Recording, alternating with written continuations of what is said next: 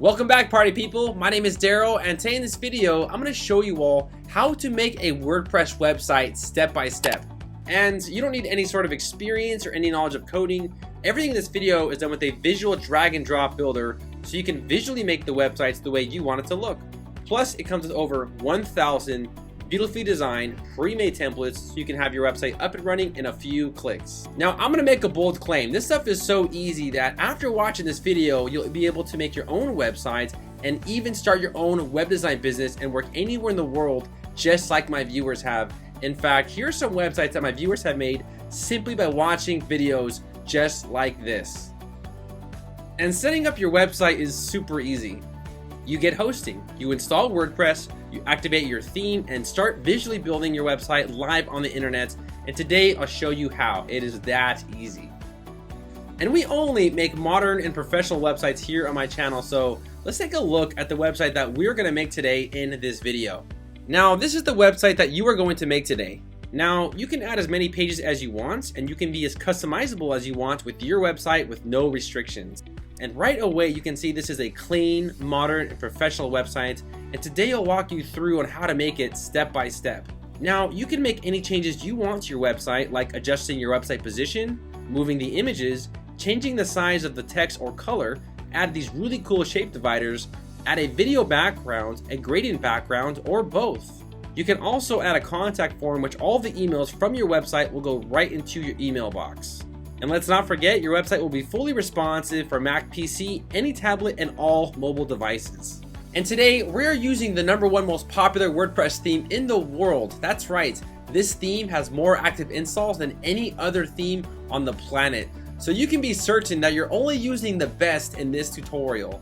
Now, in case you want to know who I am, my name is Darrel Wilson, and I used to be a full-time web designer for years. I switched over and I became a full-time web design instructor. Now I teach on various websites like Udemy, YouTube, and Skillshare, where I have around 150,000 students with a 4.6 out of 5 rating. So trust me, I really know my stuff in web design. So if you're ready to learn how to make websites that are professional and modern and just look great, today in this video, I'm gonna show you all how to do it today step by step. So let's get started with this tutorial. Alright, party people, let's get this tutorial started. So the first thing that we're going to do is purchase your domain and hosting. So for example, youramazingwebsite.com, and I do have a special 70% discount for all of my viewers in the description below of this video. After that, we're going to install WordPress, and WordPress is the #1 most popular CMS out there. It powers more than 1/3 of the internet, including websites like thewhitehouse.gov, Katy Perry, Sony, Snoop Dogg, etc. After that, we are going to download the DIVI theme, and the DIVI theme is the #1 best-selling, most popular WordPress theme in the world. There is no other theme in the world with more active installs than this theme I'm going to show you how to build today in this video. And lastly, I'll show you how to make an amazing, modern, professional, good-looking WordPress website. Now, there is a link in the description of this video. It'll take you to a page that looks just like this right here. And this is SiteGround.com. Now, I've been recommending SiteGround.com for over 4 years now, and people love this web hosting company. Now, why do I recommend this company over another's? Well, first off, I use this company, and second off, I compared this company against 15 others for 60 days, and SiteGround came up as #1 as the fastest, with the best uptime, the best support, for the best price. And you can see here by the like ratio, people really did find this information helpful, and people really do love SiteGround. It's an amazing company. You'll never have to worry about your site going down or being too slow. You will love the results that you'll get with this web hosting company. Now, there's 3 plans, but I'm always going to recommend one. So we have the Startup, we have the Grow Big, and we have the Go Geek. Now, all my viewers go with the Grow Big plan because the Grow Big plan, you can host unlimited websites on your hosting account rather than just a single website. So that is a pretty big difference. And personally, if you're just getting started out, you don't really need the Go Geek just yet. This is a little bit more for people who have been in the game for a while. So if you're just getting started out, the Grow Big option is perfect for you. So right here where it says Get Plan, you'll click on Get Plan. All right, cool. So you'll be brought to this page right here, and this is where you're going to enter in your new website. So this same web address right here, you're going to go ahead and put whatever site that you want right here. So give it some thoughts, talk it over with your wife, call your sister, whatever it is that you got to do. I'm going to put in best Divi tutorial because this is the best Divi theme tutorial out there. You will see, you'll love it. And once you've given some thought, you'll click on proceed right here. All right, and you're about to this page right here. Now, before I go any further, everything I recommend in this video has a 30-day money-back guarantee for any reason whatsoever, because this company is legit. They're amazing. So if you don't like amazing web hosting companies, you can always get your money back, but I'm just kidding. This is a great web hosting company, and everyone that uses this company loves it. So right here, you'll enter in your account information. You'll put in your email, your password. Right here, you'll put in your client information. So you put in your country, your name, your street address, your social security number, etc. I am just kidding. You do not put in your social. That is a very big joke. Right here, you put in your country, but by default, it'll select it for you. Right now, I'm visiting Thailand, so that's why it's saying Thailand, but I am from the United States. I am from sunny California. Right here, you'll put in your payment information, so all of your stuff right here. And then right here, we have the period. Now, in all my videos, I recommend the 12 months because the 12 months will actually give you the largest discount available than other plans. So make sure you select 12 months. It's a great starting plan for you. Right here, we have extra services. Now, I require you check this one right here, domain privacy. And the domain privacy, this is going to protect your personal information from spammers and people trying to sell you really weird stuff. And guys, trust me, you want to spend the $12 for the entire year because what's going to happen if you don't have this checked, people are going to find out your personal info. They're going to send you spam. They're going to send you sex pills. It's all this disaster stuff. So please make sure you have domain privacy. This will protect you and your website from people that are trying to sell you spam and all sorts of really weird stuff. So once you've done that, right here, you'll click on I have confirmed and you'll click on terms of service. And I'm sure you're going to read the terms of service and privacy policy, right? Because everybody does that today, right? And then you'll click on this right here if you want to receive their newsletters. And they don't send spam. They just send really good offers. Trust me, they really do send decent offers. And once you're done filling all this information out, you'll click on Pay Now. And I'll meet you on the very next page. All right, cool. So I purchased my hosting. And right here where it says Proceed to Customer Area, we'll click there. All right, awesome. So right now it'll tell you that your site's ready to be set up. So right here, click on Set Up Site. And now what we're going to do is we're going to install WordPress onto our domain. So that'll give us the drag and drop functionality, making it really easy to build our website. So right here where it says Start a New Website, you'll click on Select. You'll scroll down right here and you'll select WordPress. Now right here, you'll go ahead and enter in your email and your password. Now, this is the login information for WordPress. So this is the information that you need to actually build your website. So make sure you get a pen and pencil and write this down so you don't forget it. All right, so after you entered in your email address and your password, you'll click on Continue. Now, right now it's recommending the SiteGround Site Scanner, but personally, I don't think you need it just yet. Maybe later once your site gets like very valuable and make a lot of money, etc. So right here, just click on Finish. And right now it is creating our WordPress website. Let me know in the comments what site you're making. I'm always interested to hear what kind of site people are making. Some people make sites for, their business or their roofing company or for their family, etc. So right now while you're waiting, let me know what site you are building for yourself or for anyone else. All right, so after you waited, you'll be brought to this page right here, which says you're all set. So go ahead and scroll down, and right here, it says Manage Site, click on Manage Site. All right, and this is basically the SiteGround dashboard. So this is where you can set up email accounts. This is where you have your files, etc., your IP address, everything. And also you can see the amount of visitors and everything else right here from your website. Now on the left side right here, where you see WordPress, click on WordPress. And right here, click on Install and Manage. So we've already installed WordPress. So go ahead and scroll down right here and you'll see Manage Installations and you'll see your website right here. Now right here under the actions, you'll click on Login to Admin Panel. So go ahead and click on this right here.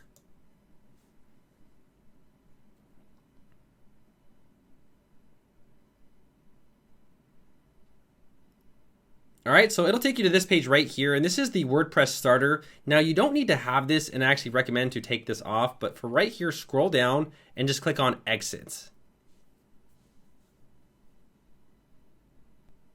All right, cool. Now this is your new website. Now your website right now is live on the internet. So right now people can actually go to your website and they will see it. Now, if you want to see your website and how it looks, on the top left right here, you'll click on Visit Sites.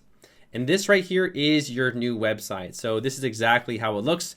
It doesn't look anything like I showed you all in the demo, but don't worry, we're gonna make it look amazing. Now, whenever you want to log back into your website, right here on the top, just type in -wp-admin like that. And what it's gonna do, it's gonna prompt you to enter in your username and your password. Now, remember how I told you to write it down? So I'm gonna enter in my information right here.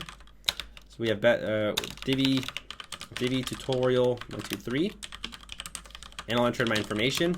And remember, this is what you're going to, or this is where you're going to log in every single time that you want to build your website. And there's a few things I want to show you and to talk about before we actually build your website. Now, right here, click on plugins and click on installed plugins. Now, right here, we have WordPress Starter. I want you to deactivate this plugin. We don't need this plugin. It's basically just like a welcome party from SiteGround, but personally, we don't need it. And right here, if you go to dashboard and you click on dashboard, you'll now see that your interface has changed. And this is the actual default interface with WordPress. So this is what everyone's used to, etc. So there are some things I want to go over and show you before we jump into this. So right here under users, you'll go to your profile. Now, whenever you want to change your information or your password for your website, you can do it all from right here. So right here, I want to go ahead and change my color to midnight. You can go ahead and change your colors.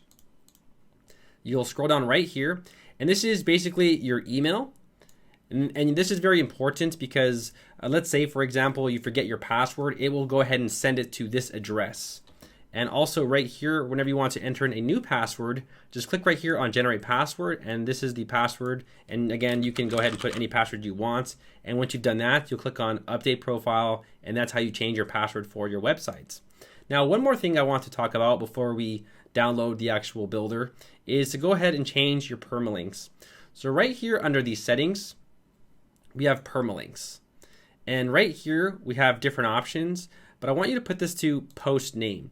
And the reason why we do this is because you see these permalinks right here, how this one's very clean. So for example, yourwebsite.com-about us -contact us, right? You want that, and you don't want this 209-11. It looks really bad. And this is the best for SEO. It'll help your site get ranked much higher. So once you've done with that, you'll click on save changes. All right, and go click on dashboard right here. All right, so next I want to make sure that your website shows secure right here, because right now it says that your site is not secure. So I want to fix that, and we're gonna do that with a free plugin. So right here, click on plugin and click on add new.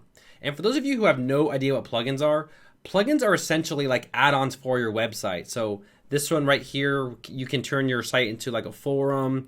This right here, you can have like add a community, etc. So right here, click on popular. I'll just give you a little crash course on what plugins are. So right here, for example, this is a contact form. This right here helps with SEO, helps your site get ranked better. This right here is the ability to sell on your website, which I'll talk more about in another tutorial. In fact, I'll go ahead and link it in the description below once I have that tutorial ready with the same theme. But right here, just go ahead and type in really simple SSL. And this is the plugin that you'll install right here. It has 3 million active installs with very high ratings. So right here, just click on install now. And then click on activate. All right, so right now the plugin can actually find our SSL. It's on our website, but before we do this, I want to make sure that you have your password and your email written down, because after we do this, it's going to kick us out of WordPress, and I'll show you how you can always log back into your website to make changes. So right here, just click on go ahead, activate SSL, and then go ahead, go up here and click on visit sites. Now you'll see at the top left right here, our connection secure, and people won't get a warning from Google. It'll say that our website is secure, etc. So to log back into your websites, and this is for future reference whenever you want to build your website, because people ask me in the comments, hey Darrel, I got kicked out of my website. How do I log back in, right? Right here, you'll enter in WP-admin, just like that. And you'll press enter. And you'll go ahead and put in the email, and you'll go ahead and put in the password that you entered right here. And once you've done with that, you'll click on remember me or whatever, and click on login. And this is how you can always log back in to make changes to your WordPress website. All right, next, I'm gonna go ahead and close all of these notices because they get really annoying really fast. And the next thing that we're going to do is we are going to download the Divi theme. Now there's also a link in the description of this video. It'll take you to a page that'll give you a discount off the Divi theme. You can also get there by going to darrelwilson.com/divi-discounts and press enter. And once you're here, you'll get a discount for the Divi theme. So go ahead and scroll down right here, and there's two plans. Now they have the yearly plan and they have the access plan. Now right off the bat, guys, I want to let you know that this company offers a 30-day money-back guarantee for any reason whatsoever. And this right now is the most popular WordPress theme in the world. In fact, you can go to a website right here called builtwith.com and simply type in Divi theme right here just to get, just to get an idea of how good this theme is right here. Right here, we'll click on Divi usage statistics. And right here, it's basically telling us that this is the most popular on the entire internet for WordPress themes. Top 1 million right here. The most popular in the United States, most popular in Netherlands, most popular in France, in Canada, etc. It is the #1 most popular WordPress theme in the world. So I want to make sure that you guys are getting the best value, and I do have a discount for you all as well. So we have two plans right here. Now, I personally recommend the lifetime access, and the reason why is because once you get the lifetime access, you can install this theme on any number of websites forever. So you can install it on 1,000 websites, and they will give you lifetime updates and also lifetime support. So they will always help you out with your website. Now, other companies do not offer lifetime because they feel that's too aggressive. But this is a great plan, and I highly recommend the lifetime access. And personally, I have the lifetime access for my account as well, and I'll show you in just a bit. But you can also do the yearly, but remember the yearly, you'll have to pay this every single year. But for the lifetime, you only pay it once and you're done forever. So go ahead and sign up with the plan that you choose. But again, I highly recommend the lifetime because other companies do not offer a lifetime. So once you've actually purchased it, it'll take you to your members area. So congratulations. And you can see right here how it says I have already purchased a lifetime membership because I've already purchased it. So I'm not just BSing you. I really do have this product. So right here we have the Divi theme, Divi Builder plugin, and then you have these plugins as well. These are all very nice plugins. In fact, I do have separate tutorials for all of these. But for most of us, we just want the Divi theme, damn it. Just give us the Divi theme, Darrel. Just give it to us. Right here, you'll click on download the Divi theme. All right, and once you're done with that, I'll go ahead and close this. You'll go back over here, and the next thing we'll do is we will upload the theme onto our website. So right here, you'll go to Appearance and Themes. And right here, we have Add New. Now, these right here are default free themes, and quite honestly, they're not good. So I really can't, I mean, people out there use them, but it's like when you have Divi, why would you use these things? They look really bland and boring, and you don't want to go there. You don't want to go down that route. Trust me, I've been there. I've licked the pot clean. It's no fun. So right here, upload theme, and we'll go ahead and choose the file, and then we'll go ahead and select the Divi theme. All right, so right now I uploaded Divi, and right here I'll click on Install Now. Okay, it's installing the theme, and it has successfully installed the theme. So right here, click on Activate. And now we have activated the #1 best theme in the world on your WordPress website. So congratulations. If you want to see how your website looks right now, right here you click on Visit Sites, and you'll notice that it's changed a little bit. So things are looking a little bit different. It says no result found. It's still pretty ugly. So the first thing that we're going to do is we're going to go ahead and make some pages. So we need the home, the about, the services, all that stuff, right? So let's go back over here under dashboard. So let's get started. So right here under pages, you'll click on, go ahead and click on all pages. And we have these pages set up by default, but we don't need these pages. So whenever you want to delete a page, just click on trash. And then again, trash. And then right here under pages, click on add new. And then go ahead and close this. And right here, you'll just type in home. So this will be your home page. And then click on publish right here. All right, and let's go ahead and make another page. So right here under plus new, go to page. This is like a shortcut way to do it.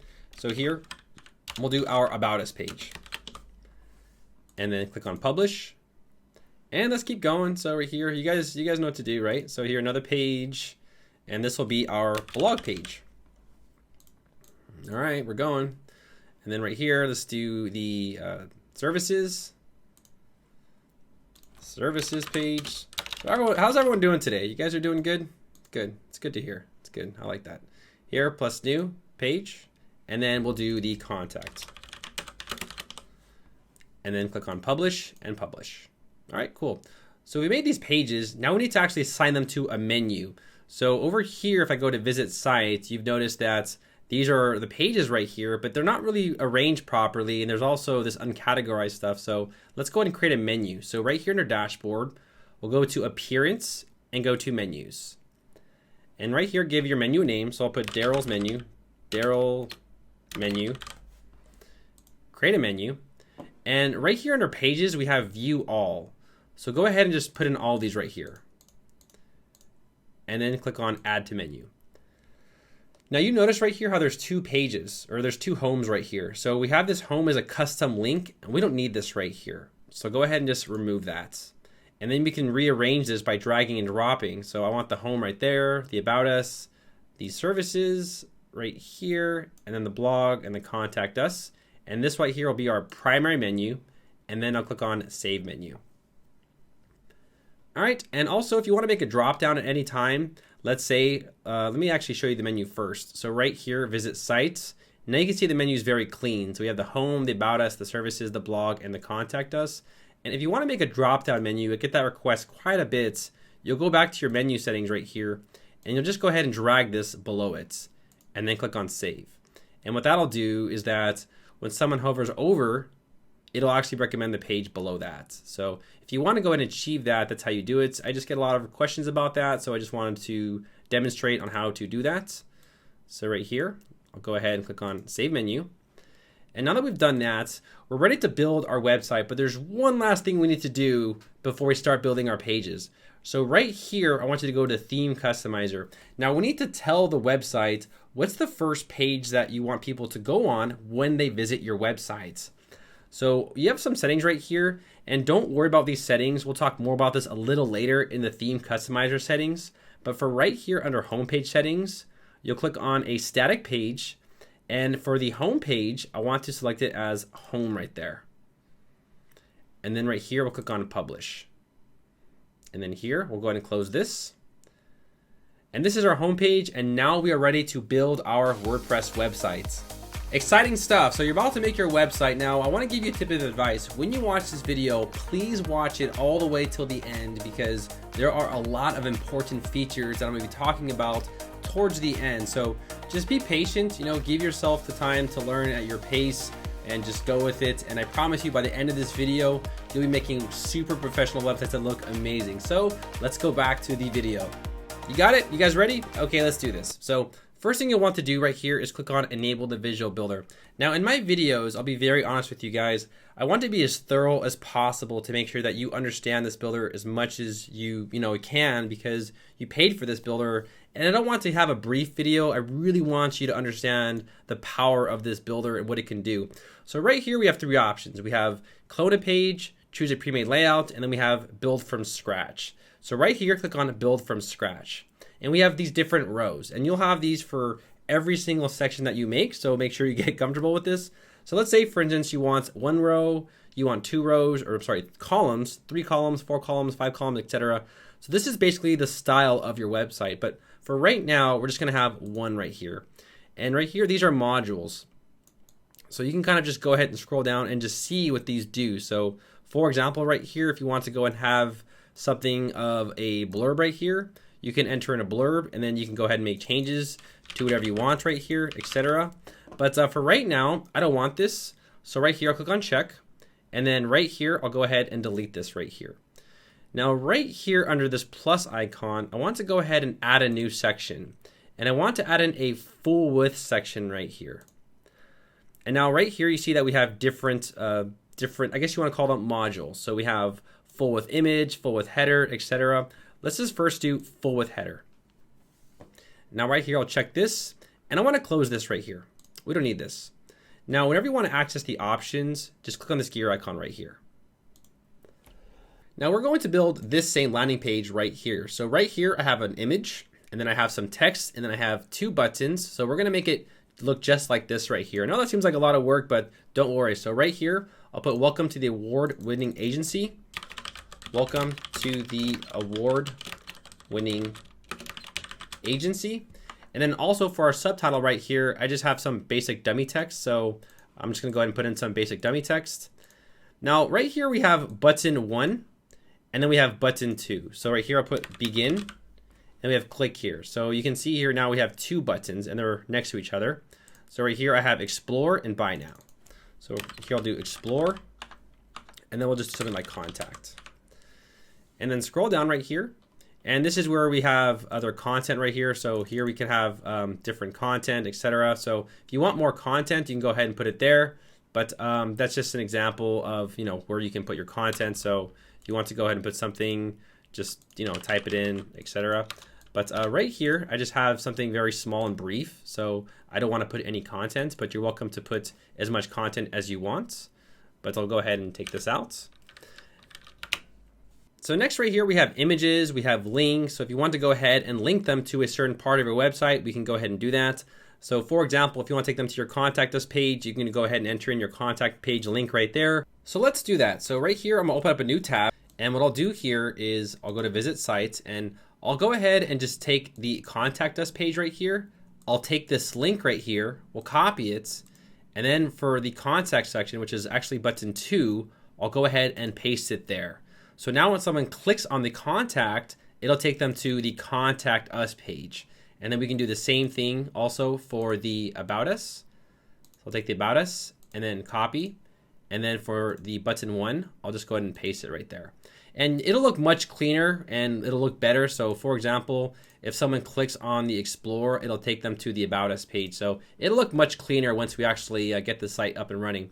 Now right here we have module link target. So if someone clicks on the link, do you want to open up a new tab for them or in the same window? We'll just do same window. And right here we have background. So I actually have images for all of you in the description of this video. And these images are used to help you follow along with me in the video. So you're not left out. So you're not saying, hey, Darrel, I don't see that on my screen, etc. Because I've learned over time, guys, trust me.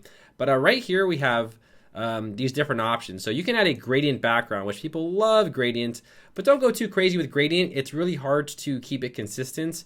But if you want to change the gradient color, right here you can have gradient 1, and then over here you can do something like gradient 2. So you can kind of have a gradient background right there. And scrolling down right here, we have different types of gradients. So we have linear and we have radial. Radial is basically in the middle right here. And then radial is in the middle, and then linear is on the outside. Now I want you actually to see this a little bit better. So before we go ahead and talk about these options, let's make this full screen already. So right here under the design tab, we have layouts. And then we have these options right here of make full screen. So hit on yes for make full screen. And then right here, I want to align this in the middle like that. So this looks a lot cleaner and we can actually see what we're doing. So right here, go to content again. And then right here we have background. And then here we can kind of see what we're doing. So you can have a gradient direction. You can change the direction of the gradients. You can also change the start position and also the end position as well. You can even get customizable and even have something like a split screen effect to your website like that. So it just depends on what you're going for, but it's very hard to keep that design consistent throughout your website, but I'm just giving you an example of what you can do. You can also place gradients above the background image. So if we do have a background image, you can apply a gradient over that background image, which I'll show you how to do in just a bit. So right here, I'll just say, you know what, guys, I don't want gradient right now. I'm totally cool in the gradients.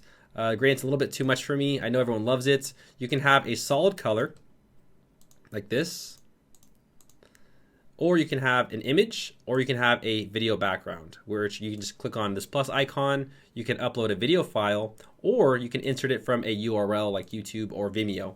Personally, everyone, video backgrounds are not the best for your website. They mess up a lot. They don't show up on mobile. So in my personal advice, I recommend against having video backgrounds. I know beginners love them, but most big websites don't use video backgrounds because of the problems they bring.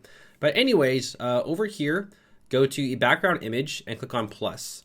Now there are files for everybody in the description of this video.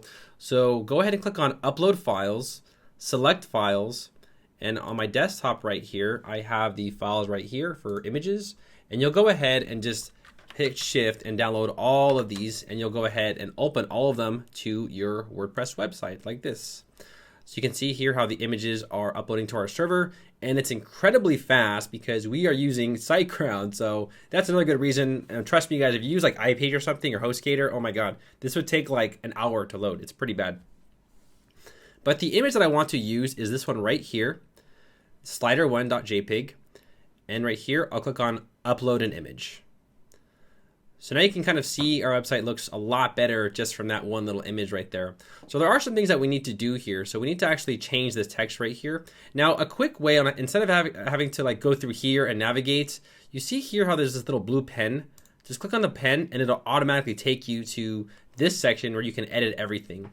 So the font I used was Poppins. So for the title font, we have all these fonts right here. You can kind of go through and check all these fonts out. They have tons of fonts. You can also search through the fonts. So if you have a favorite font, I like Poppins.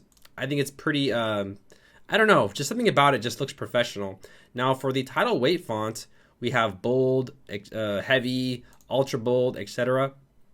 So right here I have ultra bold. And then you can also change the text alignment as well, but I want to keep it in the center. And then over here we scroll down and we can change the text size. So right here I have it to something like, I think I have it to something like a 35, right? Around 30, here we go. Oh, actually a lot bigger than that. Something like that right there. We'll do like 55. And then right here, we'll click on this right here and we can do the same thing. So right here. Now, Divi remembers the fonts we used. So that's really cool. So I'll just select Poppins right there. And then right here, I'll just do something like bold. And then we'll go ahead and change this a little bit bigger. Actually, just a little bit. You can see from my demo website right here how we actually made it a little bit smaller. Something like that right there. Something like that right there. All right, now letter spacing. Now again, these are for every module. So what this will do is that it just spaces out the space in between the characters. We have line height, which will add space above the line. So for example, you can see there how it's adding space. And then we have a text shadow. People love text shadows, but don't get too crazy with them. So I'll click on this one right here to give you a better demonstration. So a text shadow basically adds this shadow right here to the actual letters, which can be really cool, but just don't go crazy with them because I know beginners love this stuff. So let's go back over here. I'll click on, here we go. I'll click on, there we go. Click on this right there. And then scrolling down right here. Now these are the same options. So once you understand it for one, you understand it for all of them. So these are again the same options that we have. So layout, etc. So over here, I'll click on this again. And then for the design, we can change this to any style. So here, here. Get that? All right. So scrolling down here, we have button 1 and button 2. So I want to use a custom style for button 1 right here. So you can see here how we have a red button, and when I hover over it, it turns black. You see that? So let's go ahead and do that for this button right here. So right here, I want to change this button text to something a little bit smaller, like 16 pixels. And right here we have the button color. So this will always go ahead and change the text color for the actual button. So you can have red, you can have white, etc. But I'm gonna leave it as white right now. So right here we have a background. So I want to add a background to this. I don't want to have it transparent. I want to add something in the back. So right here we can click on add a background, and I'll add in a red background. Now you can also again have a gradient background as well. So you can kind of decide how you want to approach that, but I'll just leave it as red. And then right here for the border width, I don't want a border. So what I'm going to do right here is I'm just going to go ahead and take this off, and now it just has this button like that. Much easier, right? Scrolling down here, we have button 1 border color. So we don't have a border, we got rid of it. Right here, I want to add in some spacing. So you see here how we have a little bit of spacing. And then the button border radius, what this will do is that it'll actually make it a circle. So for example, you see here now it's a circle, and then going back, it is now a square. Scrolling down right here, we have the button 1 font. So I want to change this to Poppins, right? We're using Poppins. And maybe we'll change this to something like semi-bold. We can also do italicize, etc. Show the button icon. So this will basically show a icon right there. So depending on what you want, you can have it show something else. You can go ahead and pick from this large list right here. I'll just select something basic, something like this right here, something simple, right? Scrolling down right here, we have the button 1 color icon. So that is the color of the icon, but I want white because I think white is the easiest to see on the eye. And then scrolling down here, we have the button icon placement. So you can have it on the right or on the left side. And then right here, we have show icon on hover. So that means it's only going to show when someone hovers over the button like that. And then here again, we have the option for text shadows. So just like before, how we had it for this section, you can have the same thing right here, but I'm not gonna have anything right there. Now this section right here can be a little confusing for most beginners, and this is called margin and padding. And we're gonna use this a lot on your website. So padding is space. So basically I want more space right here. I think this button's too small, right? So right here, I wanna add in 20 pixels. You see that? 20 pixels. You see how the button's getting bigger? Now it looks ugly right there, so you wanna go ahead and match it up. You know, you wanna make sure you have this for everything. So right here, I'll go ahead and select 20 pixels as well. And then for the left side, I want to select, I'll just type it in this time. So I'll just select 36, and then we'll do the same thing on the right side, 36. And now you can see that we have a very big button, maybe a little bit too big. Maybe we can actually reduce this a little bit to something like, 30 or something like that. And then right here, we have 30 as well. So there, it's a little bit smaller. I think that looks a little bit better. We can also make the text bigger to make it look a little bit better, right? But that's just an example of how we can decorate the button. So this is exactly how you can have your button design, etc. And now that we've done it for this button, we can do it for this button as well. So we can go ahead and do the same thing for the second button. Now, one thing to note here, so when we make our website right here, what we can do later is we can go ahead and just copy and paste this button instead of having to make the same button all the time on our website. So there are a lot of really cool features that provide shortcuts, which I'll talk more about a little bit later in this video. But for right now, for this specific module, we will have to put these styles for both buttons. So right here, let's go ahead and do 16 again. And now for the text, I'll leave it as white. Now for the background color, I use a specific background color. So if you have a code for a color, you can go ahead and paste it right here, or you can go ahead and try to find it, any color you want to go ahead and put.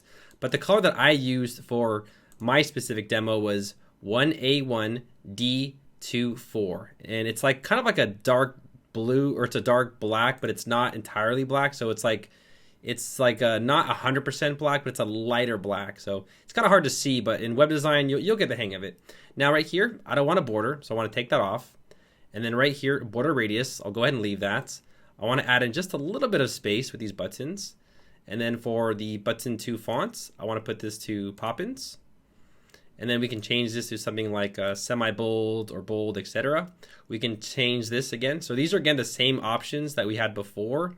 So here I'll go ahead and select that. And then for the button 2 icon color, leave that as white. And then the same thing, I want it on the right side. And then right here, no text shadow. And right here we have the same option. So I'll do something like, I'll do 20, 20, and we did 30, 30 like that, right? So, I'm sorry, padding. my bad. Remember, padding. So here we had, was it 30, 30, 20, no, 20, 20, 30, 30, 20, 20, and then 30, and then 30. To make it look very similar. Now you notice right here how when we hover over it, the color doesn't change, right? So to fix that, go ahead and scroll up right here, and we're gonna find the background color right here. So we have the button 2 background. Now I'm gonna go to button 1 really quick and do the same thing. So right here, button 1, and right here we have these options. So click on this little arrow right here, and now we have the hover option. Now when they hover over it, I want to change this background right here to the color that we just had. So I'm going to go ahead and paste that color in like that, and then click on check. So now let's go ahead and actually click right here, and now this is going to save our progress. So now if I hover over it right here, let me go ahead and exit the Visual Builder. It always helps when you exit the Visual Builder. If I hover over it, you can see now how it changes the color. So you can do the same thing for this section right here. Now let's go ahead and just do one more thing and move on to the next section. So you notice right here on this website right here how the text is kind of scrunched like that, and ours is kind of spread across. So what we can do here is go onto the gear icon, and instead of putting it in the subtitle right here, what we can do is actually get rid of this right here, and we can go ahead and put this right here. And then we can go ahead and do something like I'll put a little dot and then space out like that. So I'm actually using the body now instead of the subtitle. So now I can kind of design it a little bit better, and you can see here now it looks a little bit more clean. And then again, remember, whenever you want to change this setting in the text, go to design, and then under the text section, you can go ahead and change everything, etc. So congratulations, we've made our homepage, and this is an amazing looking homepage. I mean, this looks fantastic. So congratulations, pat yourself on the back. Let's go ahead and go on to the next section. Now I want you to look at this page, and I want you to visually understand how we made this. So this is a 2-column row, right? 1 and 2. Here we have an image module, an icon module, a text, and a button module. So let's go ahead and demonstrate that on our website. So right here, we'll click on the plus, regular, and we'll do a 2-column row. So the first one we have right here is an image module, right? So let's go ahead and find image. And then right here, I'll go ahead and trash this because that's just a placeholder. Add an image, and I'll select the image right here.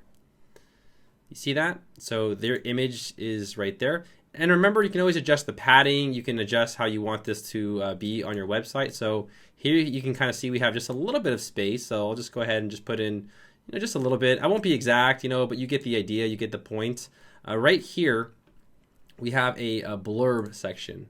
So I'll go ahead and click on this plus icon, which this will basically allow us to add in another, it'll add in another module right below this section right here. So for this section, what we'll do is I'll go ahead and grab a blurb. So right here, blurb. And what I want to do here is I'll just go ahead and put in something like for contact. And then what we'll do here is I'll just go ahead and get rid of all this. And then I'll just put in like a phone number, so I'll just put in, I don't know. This is a fictional number, guys. So I'm from California. We don't even use the plus stuff like that. We use like the 1-800 numbers, But I'll just put in some numbers here. Hopefully this is no one's number, And then right here we have image and icon. So I want to use an icon instead. I don't want to use an image. And right here I'll go ahead and place something like a phone right here. I wish they had like a search bar where you can actually go ahead and search for it and make it a lot easier. So there I have the phone, right? We got the phone, cool. Go ahead and scroll down. And here we have a background. So what I want to do is I want to keep my colors consistent. So I want to add a color background to this, and I want to use the same color that I've been using throughout the website. So I'll go ahead and go back right here, and I'll tell you what, I'll close this.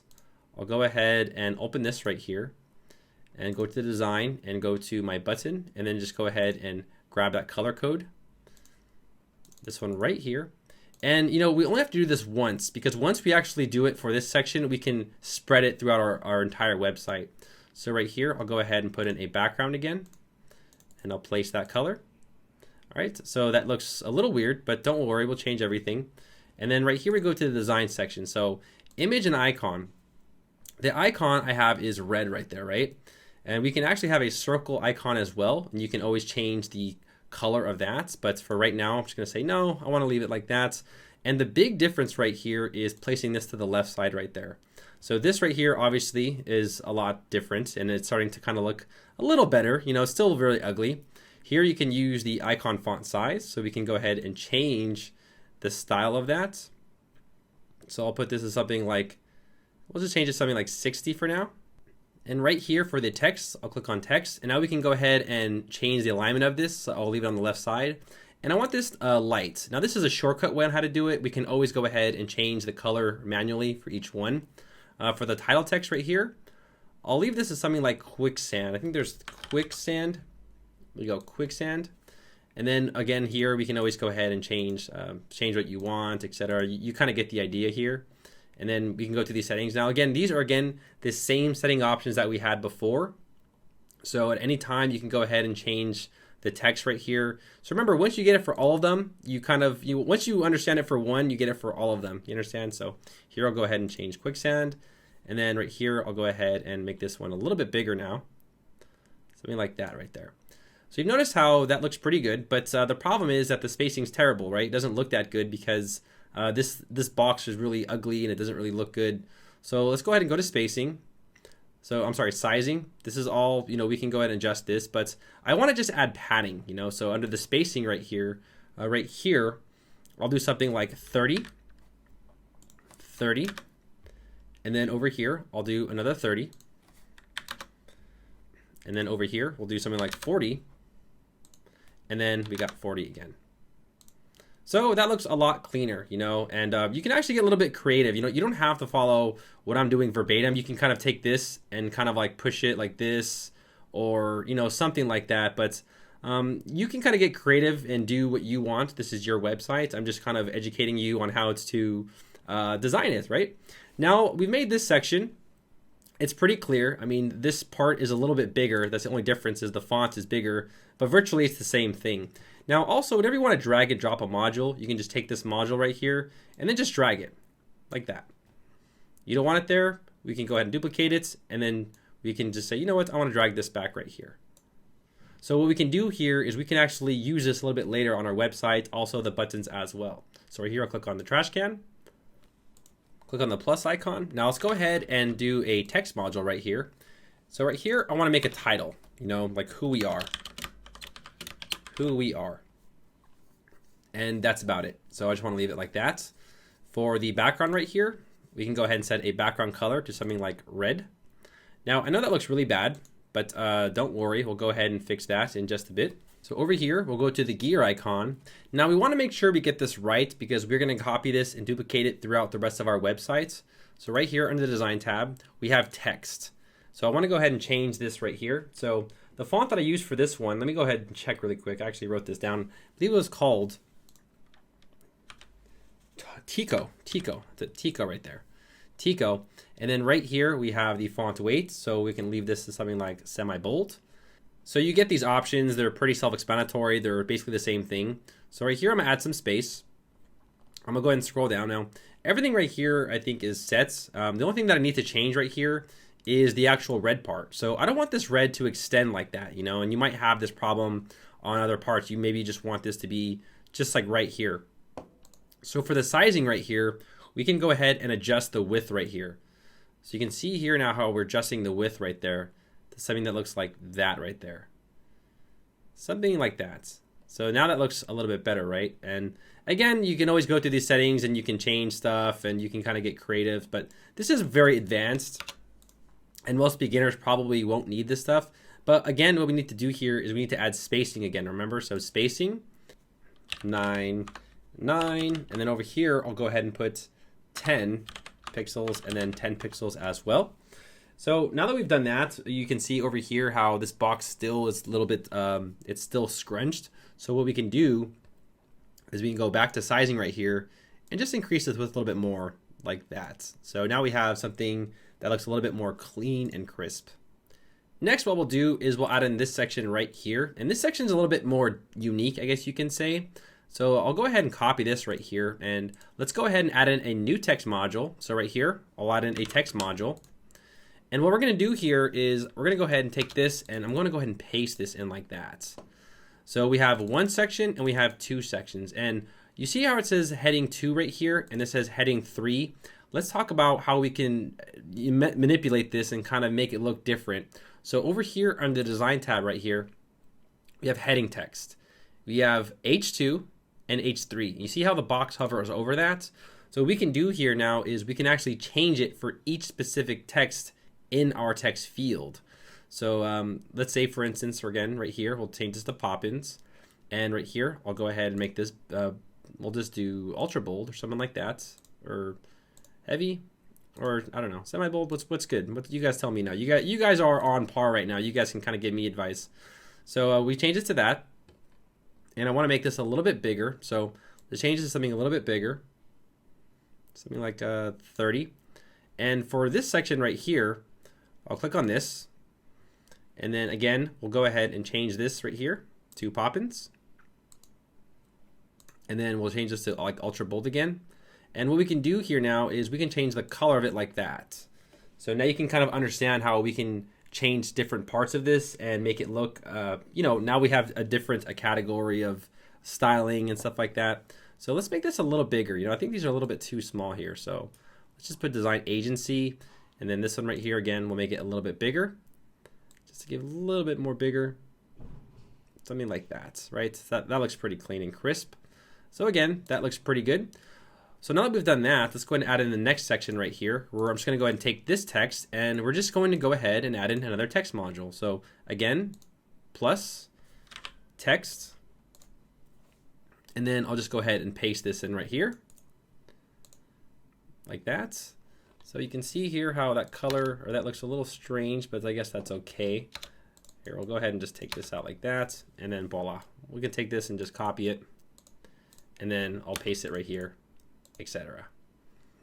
Put in a little enter sign right here to make it look a little bit more clean, right? Now let's go ahead and use a button module. So right here, I'll put in the plus icon, and then we'll go to button. Now we only have to do this one time, and then we can take this and duplicate it later and put them on different parts of our website, and we can even save it to the library, which I'll show you how to do in just a bit. But right here, I'll click on the trash icon. Now to speed up the process, I made my button already because I already showed you all how to make the buttons right here. So it's the same exact process, it's the same settings. But what I want to do here now is once you're done making your button, you want to save this button to your library. So I'll put this to button and then save this to library. So what this allows us to do is we can use it on different parts of our website a little bit later. So once you're done finished and all that stuff, you can go and save it to your library, and then I'll show you on how we can add to different parts of our website. So the next section is going to be very tricky, and this is probably one of the trickiest parts to do in web design, is creating these grid sections like this. So over here, I'll go ahead and put on this plus button. Now I want to show you all how to do something really quick. So let's go ahead and just do regular, and we'll just do a 4 column. And right here, just select image. And then we'll go ahead and trash this image. You don't have to follow me here. I just want to go ahead and explain to you how to achieve a certain specific section.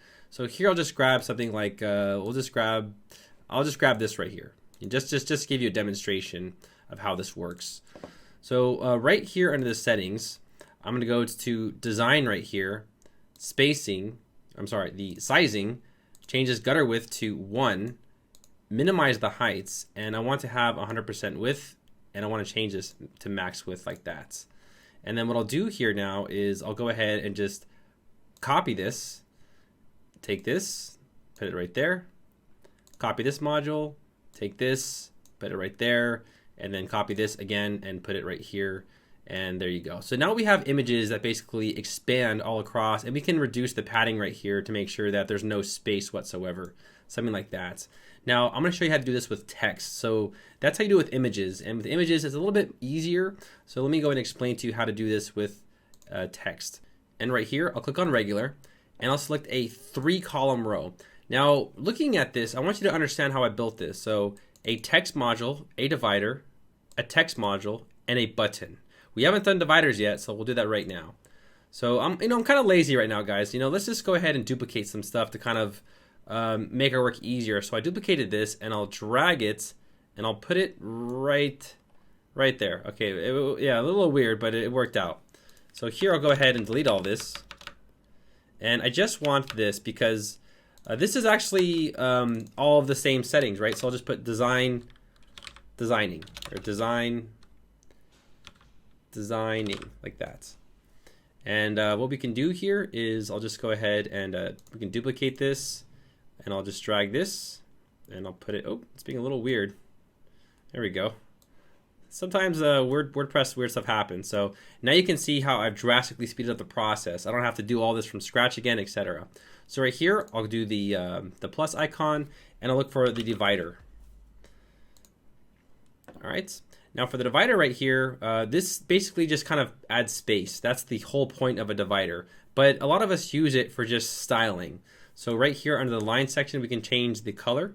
Here I'll change it to red. And then we can have a dotted, we can have a dash, and you can kind of see how we can kind of, change the style of this, etc. I'll leave it as that. And then right here under the sizing, so here we can change the weight of it. And I'll put it something like 2. I think 2 is good. Here we can change the width.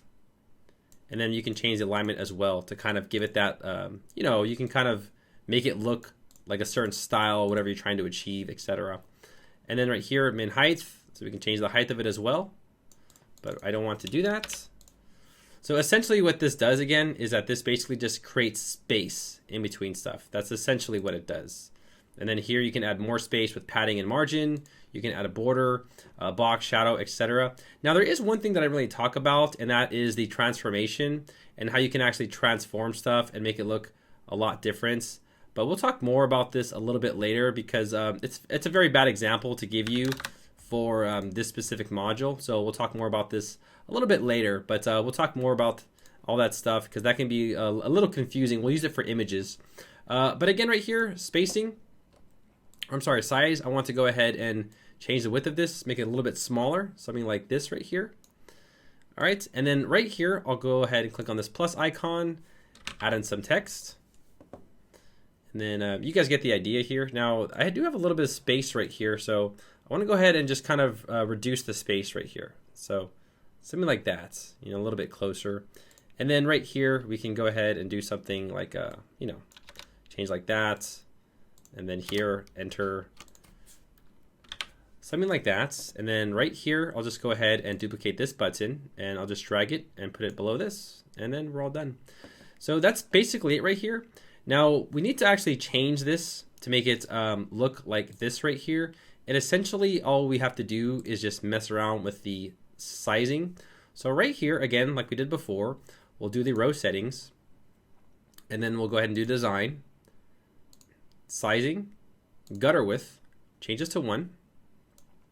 Now this is gonna look a little weird at first and don't panic. This is probably the most complicated part of the video, so don't panic.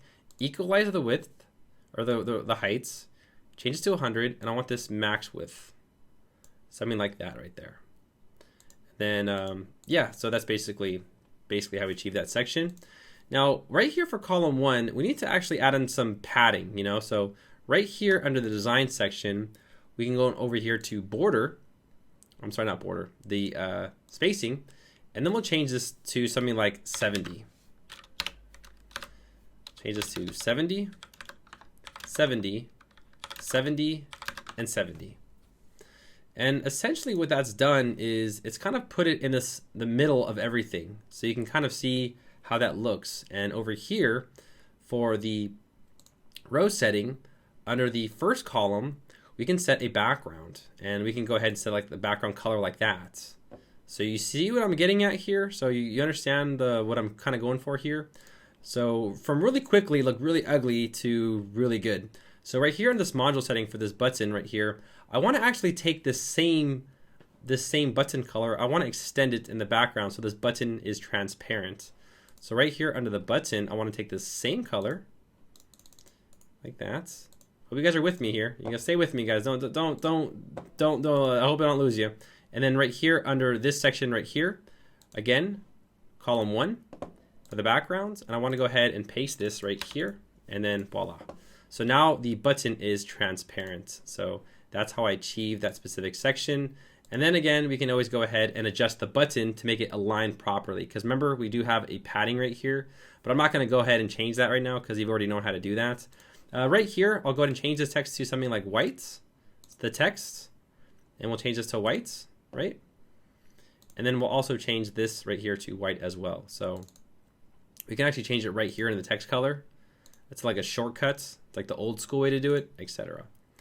Now, what we can do here now is we can actually go ahead and add in some spacing. So right here under this icon, I want to add in some space. So everything's too scrunched together, you know? So for this text right here, I want to go ahead and go to design, go to spacing, and I want to add in some padding only to the top, which is space. You see that? So now we're adding space to the top. And then over here, under this one, I want to add space below it. So right here, spacing, and I want to add padding below it, like that. And then voila, we're done. Now, a good way to actually make this process a lot faster is I'll just go ahead and just delete this and delete this. And what we'll do here is under this section right here, we'll delete these two and we'll just duplicate this. And then we're done.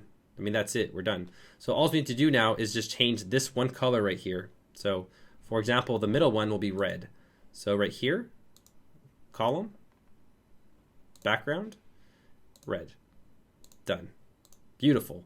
And of course, we need to actually kind of, you can modify it slightly and change stuff, like this button's too big, obviously, but you already know how to do that. So you can see here how it looks very similar to what we have now.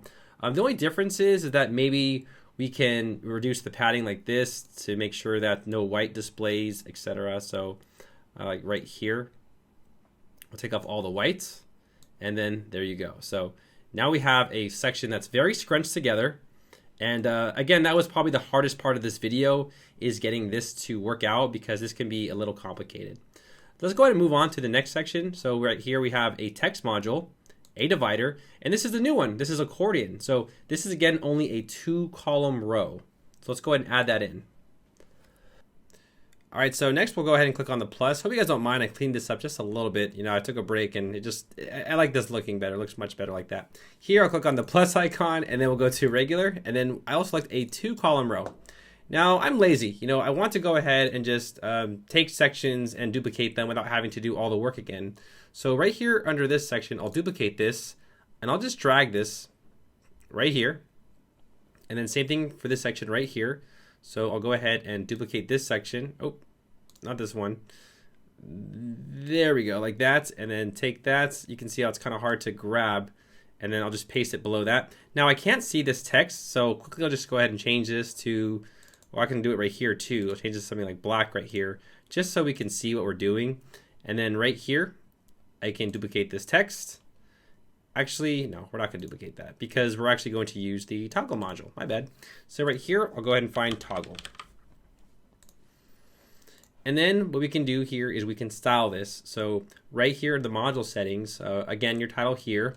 And then this right here is the content when they actually open this and they can actually see it. So whatever you want to put right there, you can go ahead and put right there. But I'm going to go ahead and close that. And for the design right here, we can change the icon to something like black. And then for the text, again, we can change the text alignments, we can add a shadow to it, etc. So when you're building your website, you want to make sure everything is consistent. So for the title font, I want something like Poppins, and I'll keep it consistent throughout the whole website. Yeah, the text size is fine. Here I'll change this to something like, we'll change it to black. Here I'll go, we'll do a dark black, text color, etc. And instead of doing all this all over again, what we can do is just duplicate it like that. And then that's a different one, how we can, achieve this section. Next, let's go ahead and add in the image right here. So right here, I'll click on add a new module, and then I'll select image. Now this section, I'm going to talk to you a little bit about some other features we haven't talked about, such as transformations and also animations for your website. So the image that we used right here was this one right here.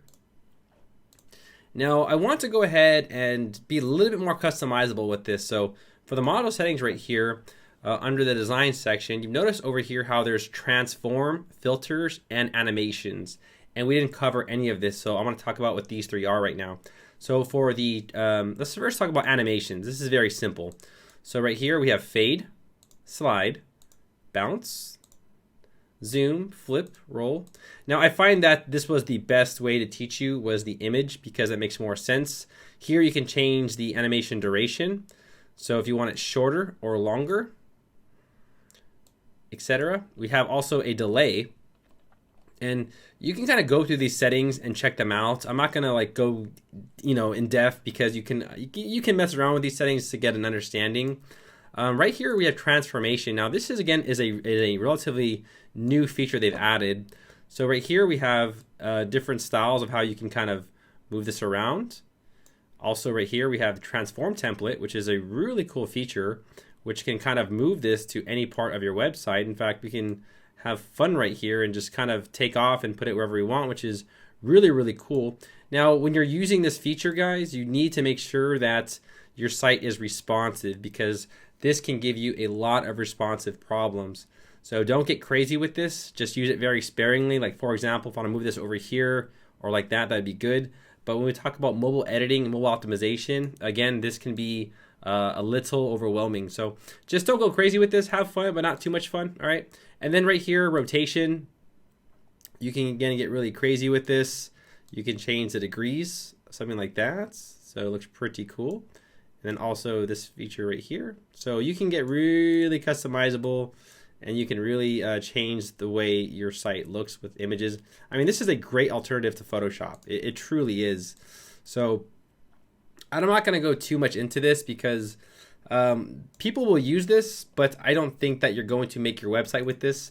But that's just if you want to get really, really crazy.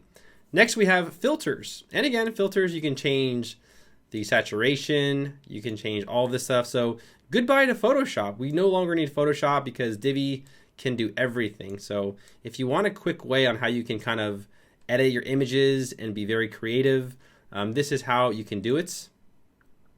So blur, etc. Now there's also blend mode, and this primarily is more for like text and stuff like that. I will link a tutorial and a quick how-to on some really unique ways on how you can use blend mode. There are some really amazing styles that you can use the text to integrate with images, but I'm just not going to go over that too much in this video because it's a little off topic, and I'll leave a tutorial for you. Don't worry, you'll learn all about blend modes.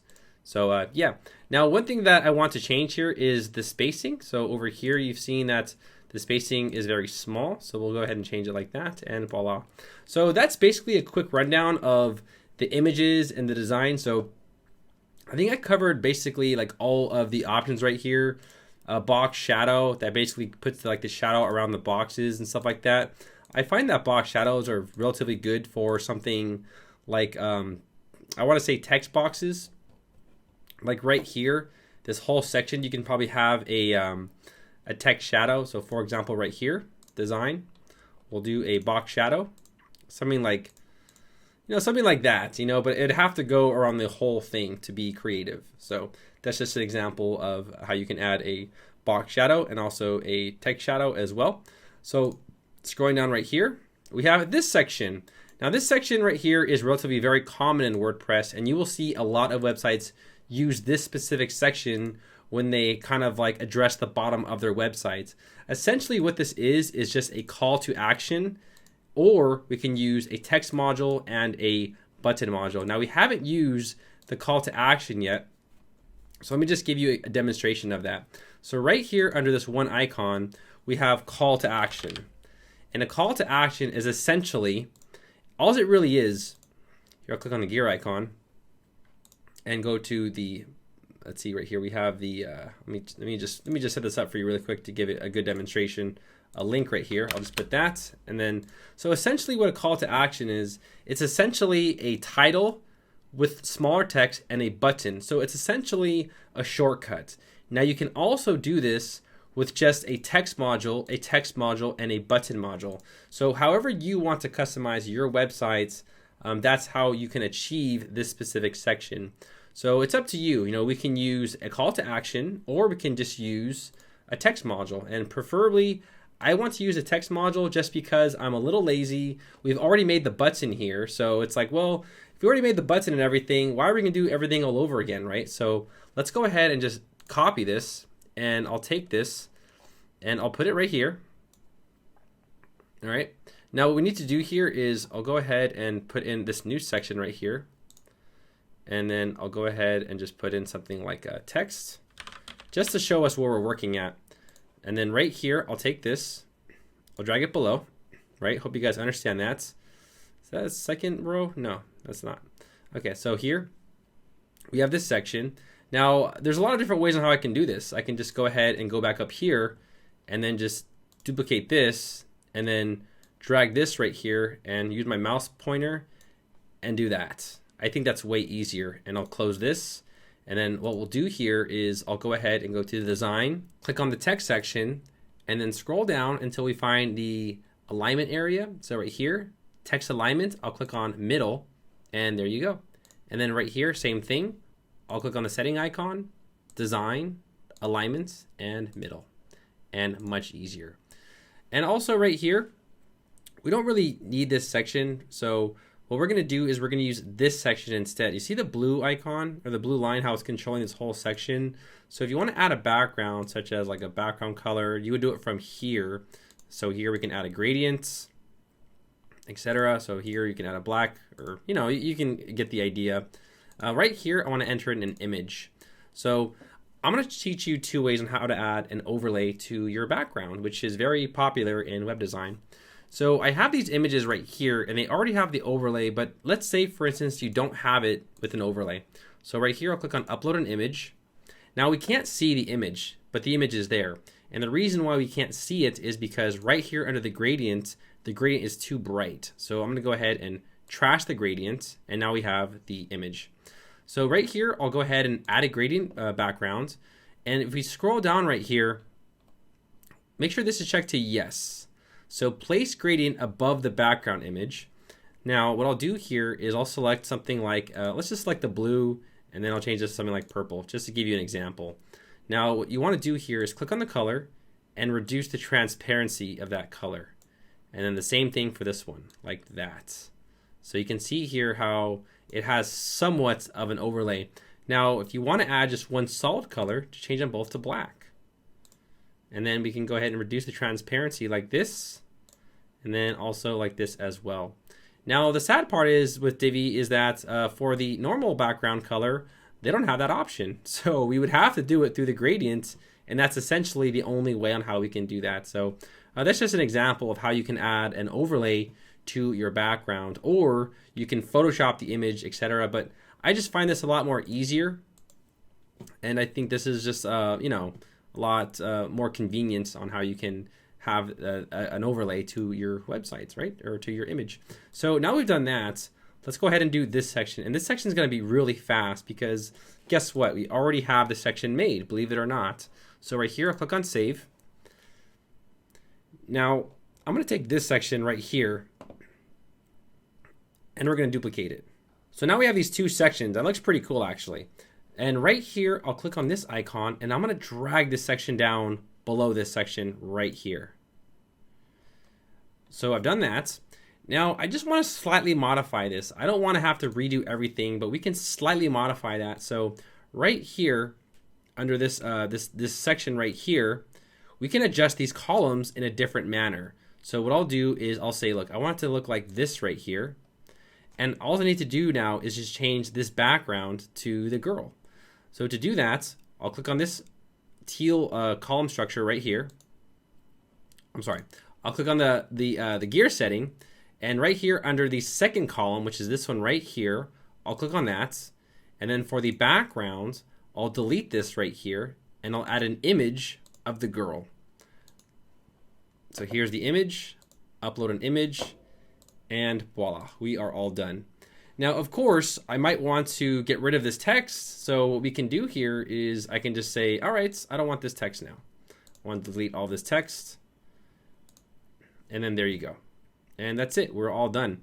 And of course, if you want to go ahead and change stuff, we can go ahead and move stuff around.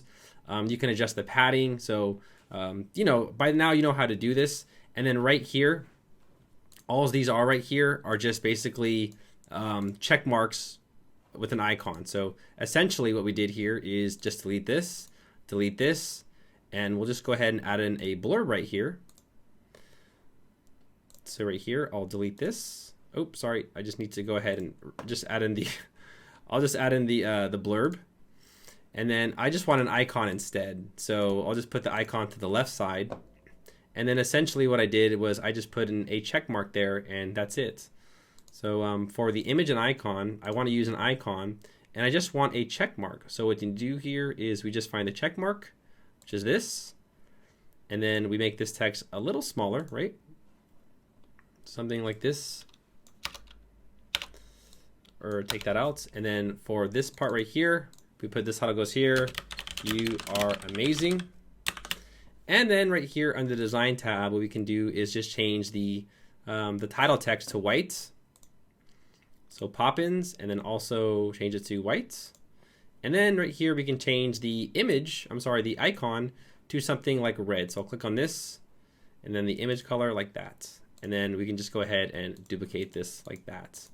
So you can see here how we've just made this very fast without having to redo everything. Now, sure that this looks a little different, but I think by now you know how to change and adjust things like that. So that right there is a very fast way on how you can achieve this section So we are moving along pretty quickly, and I think by now you guys are getting the hang of this page builder. Now in this next section, we're gonna make this blog post right here. So I'm gonna show you how to set all this up right here and introduce a blog on your website as well.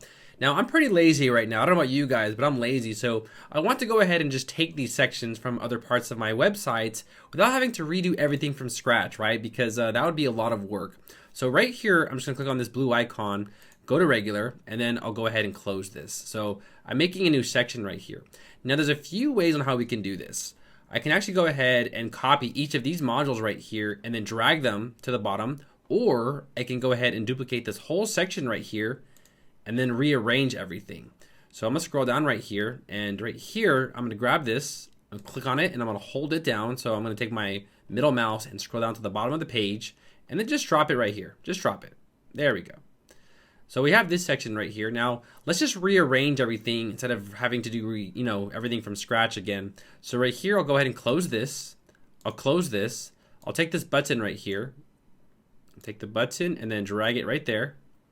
I'll take this section right here and I'll just put it right here below that. And then I'll delete this because I don't need this no more. And right here, I'll go ahead and just delete some of this text because I don't need all of this text right here. So let me see here. I'll click on that. There we go. And then just delete that.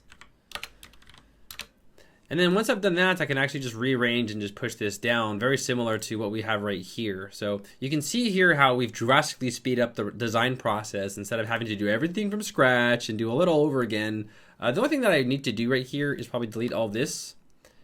And then right here, I put something like our latest news. So here I'll just put our latest news, and then change this right here to something like blog. So right here, I'll just put blog. And then we can always go ahead and center align it, something like that, or we can make it bigger, etc. I'm not gonna go design it right now because obviously I just need to make it bigger and then center align it, but you guys know how to do this already. So design, text, and then here you can make the size bigger, etc. And next we need a divider right here. So you see here I have this divider. Now we already have a divider made, right? And why would I have to do everything from scratch again? So I'll just go ahead and take this section right here, this divider module, duplicate it, and then just drag it over here. Now we can't see it because it's white, so all we need to do here is gear icon, design, and then we need to go to the color section. I think it is background right here. Is that it, background? Or it is, see the background? No, I don't think it's the background color actually. It is, let me see here. It is the design, the line, the color. Okay, a little hidden there. I kind of forgot where it was at the moment. So the next one we need to do is we'll need to add in a blog module, and we haven't used blog modules yet. So right here, add a new row, put a 1-column row, and then insert the blog right here. And this is how you can start blogging on your website, and blogging is the best way to get found in the search engines. You ever like look for something, top 10 best protein shakes, top 10 best this, 10 that, etc. Those are all from blog posts. Now you can have this on your blog page, but I'll also show you how you can put it on various parts of your website. You don't have to use the blog page, but we can put it there as well, and I'll cover that when we talk about the blog module, etc. But right here, I'll click on save, and now we need to make a blog post. So right here, you can see it says no results found, and that can suck because no one can read our content. So right here under posts, I'll go to add new, and then we'll put in a controversial post. Here we go. 10 things women want, or I'm sorry, women want the most. And then right here, use the default editor. Now we can always use the Divi builder as well. And then right here, just go ahead and put in some content of whatever you want to talk about the article. I'm just kidding, that's a big joke. But you'll just go ahead and just grab some text right here and then copy and paste. I hope my girlfriend's not watching. She'll be like, that is not cool. But it's just a joke, it's just a joke. So anyways, over here under documents, right here under featured image, this is where you want to select the image of your article. So when you're talking about something, what best represents your article? I'll put something like this right here, or yeah, we'll put that. We'll just put that. Set that as our featured image, and then I'll publish this post. Now, one thing also we can do here is I'll close this and we can add categories. So right now this is under uncategorized, but we can add a new category of something like girls and add that as a new category. And this is actually very helpful because whenever you want to talk about girls, you can have that blog post display only the posts that are in the girls category. So again, here I'll click on updates. Now, one more thing I want to show you really quickly that is very stylish here. You don't have to follow me here, but I'll just go to add new post and then I'll do like 10 things men hate.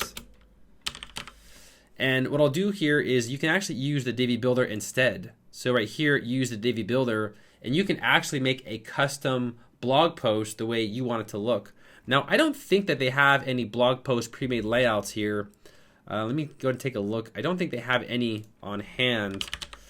Let me see here, blog. Oh, they do. So we can go ahead and grab something like a blog post. Let me see here. This is perfect. So I'll use this layout right here. Now you have your API key. You will go ahead and get that from your credentials from your Elegant Themes account. So right now I'm going to enter in my username and API key. All right, so I entered in my API key. I'm importing the layouts. And this right now is my new blog post. So you can actually use this instead, which is basically a very nicely well-designed blog layout instead of using the default editor. If you want to do this and you want the full width page, you can go ahead and change that. So right here, I'll click on publish really quick. And just like you make the regular page, you can use your blog post for your, you can use a Divi builder for your blog post. So right here, I'll go to edit the visual builder, edit the posts. So if you want to make this full width, just scroll down right here where it says page layout, and you can do something like full width right here. And then the post title, which shows the actual the title of the post, you can get rid of that or you can show it. So here I'll click on hide, updates, and then we'll go check this out right now. So right here I'll click on preview. And this right now is your new blog post. So I think it's very stylish. It looks amazing. It looks really, really cool. Now, again, if you want to have this on a blog post, that's all you need to do. You can always go ahead and change this to show the post title. And then right here, I'll go ahead and refresh it. And we have this right here.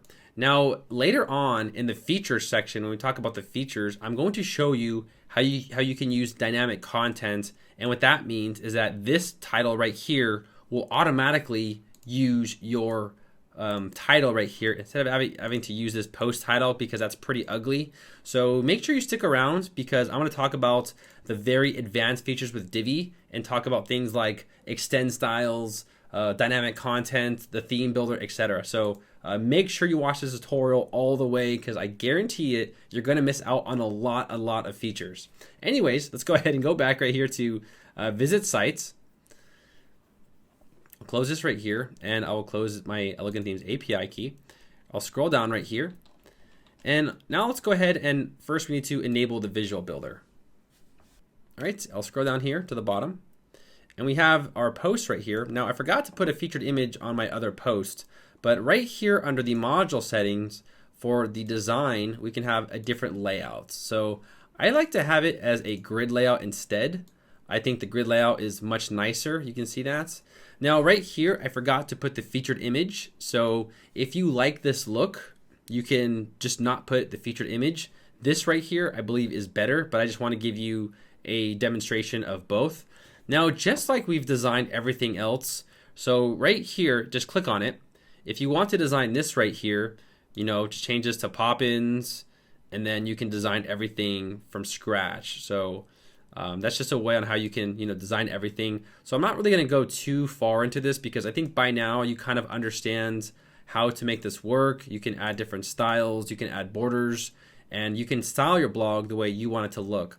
Now, whenever you write a post, they will display right here. However, if you want only specific categories like girls, only the categories for girls will display here. You understand? So if you have a specific category for your homepage, you can go ahead and achieve that by setting it up right there. Also, show excerpt. Excerpt is the content right here. So if you don't want that to show, or if you want all your content to show, you can put that option. If you want to show excerpt but not all of it, you can put something like 0. So extra is basically the number of characters. So right here, I'll put in 100. So it'll show 100 characters, etc. So you can control how long you want these to be, etc. So mess around with those settings, have fun, and I think you can get the hang of that. I'm not gonna make a lot of blog posts because you know, I don't want to. So, but I hope you guys found that helpful. I mean, you guys can blog till your brains you know, go crazy, etc. So now that I've showed you guys how to do the blog post and everything, we are now finished with our home page. The only thing that we're going to do now is we're going to talk about the theme customizer. Now this part right here was done with the theme builder. And the theme builder I'm going to talk about towards the end of the video because it's a more advanced topic. So make sure you stay till the end because I know you guys have probably done this and you get comfortable and you might want to say, oh, I know how to do it now. Trust me, everyone comes back and they ask me the same questions that are in my video. So please watch this till the end. So now that we've done that, let's go ahead and click right here and click on save. And congratulations, we now have a home page. Of course, you can go ahead and make some edits to it and change some things, but make sure to get a beer because you guys are doing very well and you guys have successfully made your first home page. Now let's go ahead and talk about the theme customizer where we can edit the menu, we can edit the footer, we can upload a logo, colors, etc. So making your website is pretty easy, right? Now, in this next section, I'm gonna introduce you all to the theme customizer. Now, every theme in WordPress has a theme customizer, and it essentially allows you to change things like the menu, the footer, the logo, and just add different blog layouts, your commerce layouts, etc. So let's go ahead and talk all about the Divi theme customizer. Let's go. All right, so let's move on to the theme customizer. So right here under my WordPress, you see theme customizer. Now you can also get there by going to dashboard right here and clicking on customize your website. So virtually every theme out there has a theme customizer and all of them work in different ways. So right here we have general settings, site identity. This is basically the tagline right here if you had no icon, etc. I'm sorry, if you had no logo, but we do have a logo and I'll talk more about where you can get logos in just a bit. Right here we have site icon. So you see here how right here there's this icon right here for this website. There's an icon for this website. This right here will give you an icon on your website. So I'll just go ahead and just grab something really quick and just give you a demonstration. You see here how the D displays right there. And right here, I'll copy the image. So when someone visits my website, now they're going to get that logo right there. So that's really, really cool. In fact, if you're using something like HTML, that can take you a really long time to use, but WordPress, it is super simple. Layout settings. Now, I don't want to mess with this, but you can actually reduce the size of your entire website. So if you don't want it full screen, you can go ahead and mess around with these settings. But personally, I don't think you ever need to use this because you can do all this with the page builder. So in short, the page builder and the theme customizer, they can kind of conflict with each other at certain times. I just want to make that clear because you might be confused about some of these settings. Like typography, we've already changed all of these settings, but this is for a global font. So for a header font, what you can do is saying, look, I want all my header fonts to be able.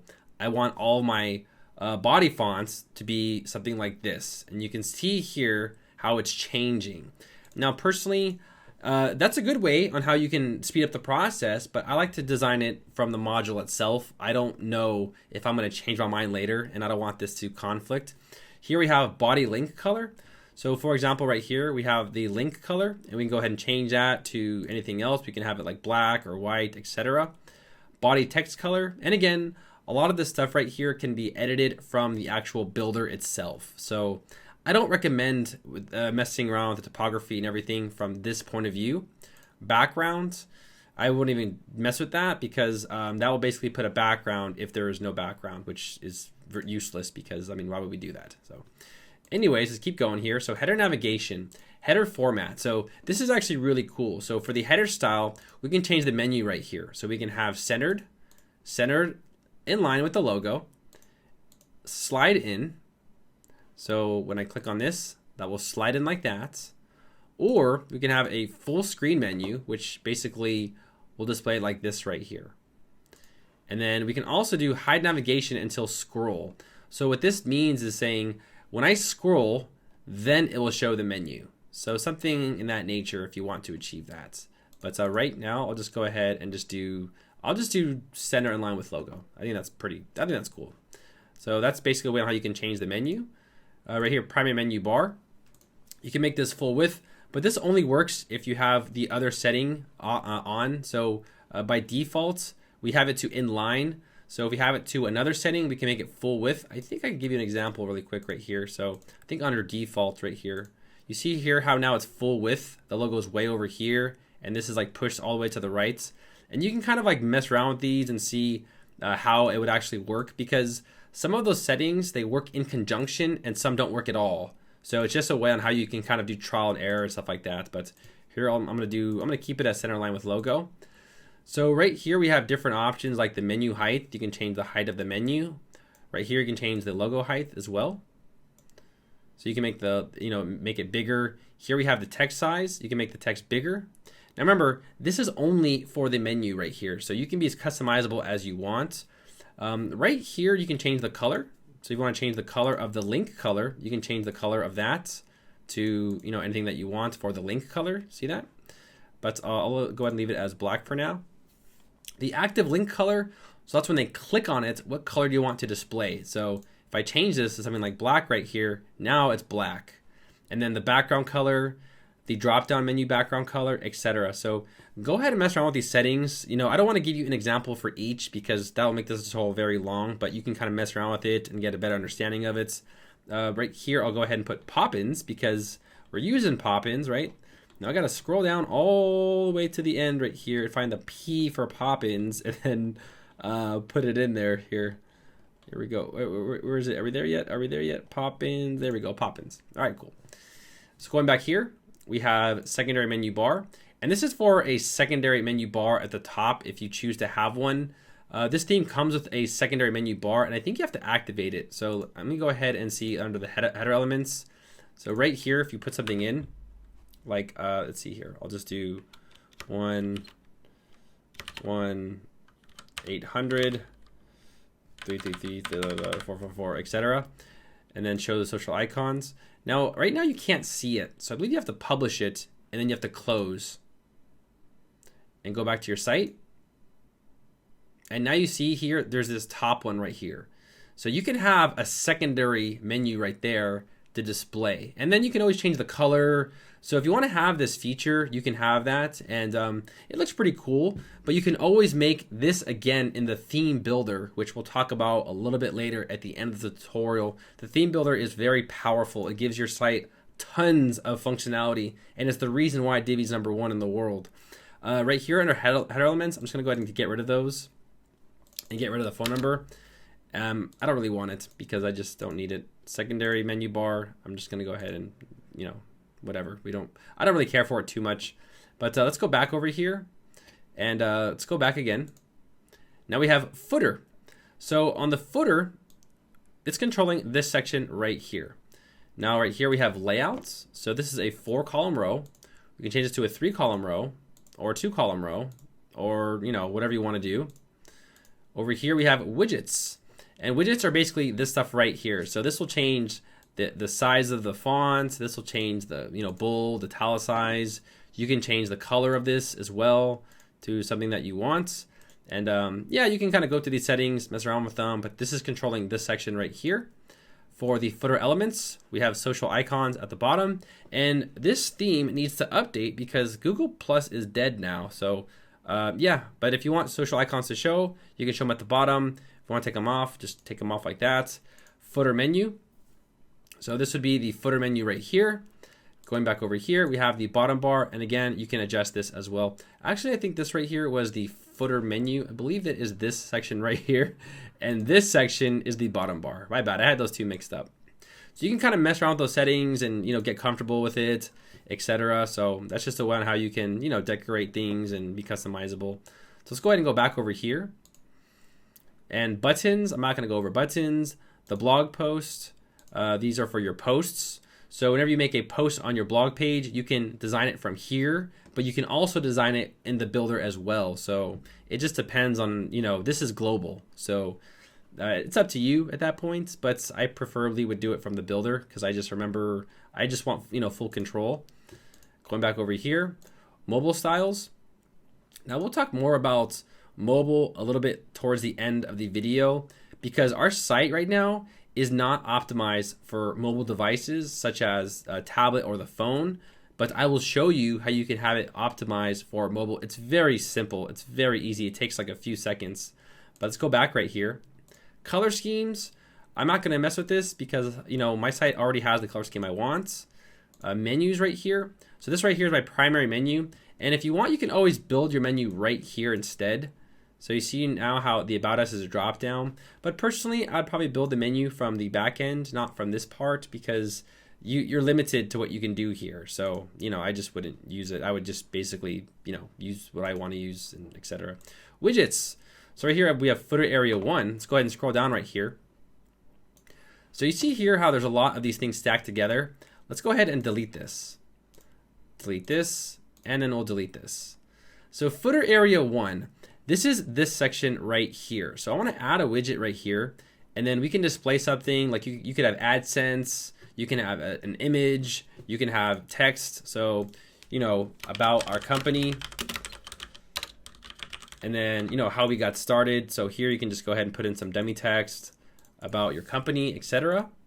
So paste, and then paste, and then there you go. So you get the idea there, right? So it's just basically a footer, you know, and you're just putting in stuff. Now, if you want to add something else, I recommend going to footer area 2 and adding another widget right here. Now, there's also plugins on things you can use like a Facebook like box, an Instagram feed, and they're virtually all free. But let me just give you a few more examples right here. So for the pages right here, I'll just list the pages, you know, so now we have all of our pages listed there. Going back over here, footer area 3, so on and so forth. So now you can get an understanding of, you know, how you can add a calendar or something like that. Today's date. Is the calendar working? Let's see here. Sometimes you have to type the title in, and sometimes then it displays. I'm sure it'll display. It's probably just being a little weird right now. Sometimes, guys, in the world of WordPress, weird stuff happens all the time. Add a widgets. And let's just go ahead and search for one more. You can add a video or something like that. Now, right here, I'll click on Publish really quick. So I've shown you guys how to use that. I wonder if this calendar is working or not. Let's see, today's date. I probably have to close it and then check it out. So we'll go ahead and close this right now, and let's just see if that displays. Now, I'm going to show you all how to get a logo, and then I'll talk about a Facebook Lightbox and plugins. So there is the calendar. You have to close the theme customizer sometimes, and then it works. So sorry if that was looking weird. But let's go ahead and first we'll do the Facebook Lightbox, and then we'll talk about the actual logo. So right here under plugins, go to add new. Now guys, plugins, think of plugins like applications for your website. So just like your iPhone has an application for your bank, it has an application for pictures, this is the same exact process. So for example right here, this right here helps you cache your website. This right here is a pop-up plugin. It creates pop-ups. This right here is under construction. This right here translates your website, and so on and so forth. So there's so many plugins out there, and you can kind of get an idea of the amount of active installs and also the number of reviews on these plugins as well. Now, there is over 48,000 plugins out there, so I can't lecture you on which one's the best, but we're looking for a Facebook Lightbox. So just type it in, you know, Facebook Lightbox. And the one I used before was this one right here. So Easy Lightbox Page Plugin. We'll go ahead and install this one right here. And it's installing, and then I will go ahead and click on Activate. I found this one to be easier, and it's just very simplistic.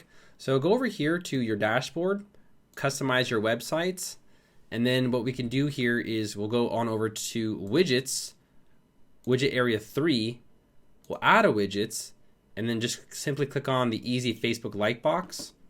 And what we can do here is scroll down to the bottom of the page, make sure this is working, and then just go ahead and enter in your Facebook fan page URL. So right here, I'll enter in my URL for my fan page.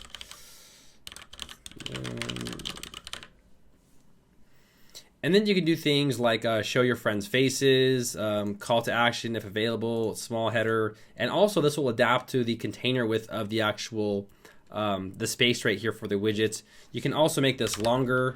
You can make the width different as well. So you can go ahead and customize this and make it a little bit different. I think you have to take this off right here to kind of change everything the way you want it to look. Yeah, see now, once you take that off, you can kind of make it bigger and smaller. You can adjust the sizes. But I'm just giving you an example of how you can add a Facebook like box to your page or an Instagram feed, etc. So it just takes time to tinker around with it, etc. So now that I've shown you that right there, let's do the last part, which will show you how to get a logo for your website. Now there's a link in the description. It'll take you to a website called Fiverr.com. So this is the website, and I actually do have a discount code for you all as well in this video. But let me just go to logo right here. Now this website is where I got my logo from, and these guys make logos for dirt cheap. So what you can do here is you can go to something like budgets and just do $0 to $10, something very small. Now the reason why I recommend this, because I've seen other tutorials where they recommend like free logo builders, but they look terrible. And it's like, you can't be, practically you cannot use that for your business. Like maybe in like a developing country you could, but for most countries you would use something like this right here. Something very amazing looking, it looks great. I mean, something like this right here is practical. I mean, $10 for this style of logo is incredible. So I'll put the coupon code in the description below. I think it's Darrel10 will get you 10% off any order, which saves you a few bucks, you know, saves you like $1, you know, so it's something, you know, it's something. But definitely get your logo here. Now, once you get your logo, you can go and upload it. So when they make you a logo, just ask them for like a PNG file or JPEG, whatever. And over here under Divi, you'll click on theme options. So right here we have logo. And what I'll do right here is click on upload. And I'll go ahead and upload my logo right here. Now my logo is 800 by 267 pixels, set as the logo. Now there's other options right here that I didn't really talk about. You can kind of go through these on your own and just kind of take a look at them. Like for example, those social icons at the bottom, you can enable them. They're very self-explanatory, and you can just kind of understand this by reading it. Smooth scrolling, that's a really cool one actually. Back to top button, really cool, I like that. CSS, etc., save changes. So they have other options right here, like, you know, your integrations, your updates, the builder, navigation, etc. So just go through these settings and see if they're for you or not. But for most of us, we don't really need to use these settings, especially for beginners. Now let's take a look at our website. So I enabled smooth scrolling, I put in the logo, and I also have the scroll to top button. Now right here you can't really see anything because our logo is white. So on my demo website, I have a dark background right here. So what I can do here is go to header navigation, primary menu bar, find the background color, and then go ahead and see, we can go ahead and paste. I'll go ahead and see that color code. I don't have that color code on me, but yeah, I'll paste it black or something like a lighter black like that. And then what I can do here also is I can change my text right here to something like white. And then right here under the text color, I'll change this to white. And I'll make it more bright so we can, you know, see it. Now right here, the link color is also, we can change that to white, and there you go. So I'm just giving you an example of how you can design it right there. So the logo looks pretty sharp, it looks pretty cool. Now let's go ahead and just take a quick look at our home page. So I'm gonna scroll down right here. You've noticed here how the smooth scrolling is now taking an effect. And on the right side right here, we have this scroll to top button, which will enable us to go to the top. So the site is already looking really, really good. Now for these next few pages, I'm actually gonna give you templates, but I wanna go ahead and create the About Us really quick, and then I'll give you templates for the services, the blog, and the contact us to speed up the process of this tutorial. All right, party people, you guys have done a really good job. So I want you guys to relax, get your favorite beer, because in this section, I'm going to make the About Us page all by myself to help give you some inspiration and ideas on the web design flow and process. So are you guys ready? Let's go.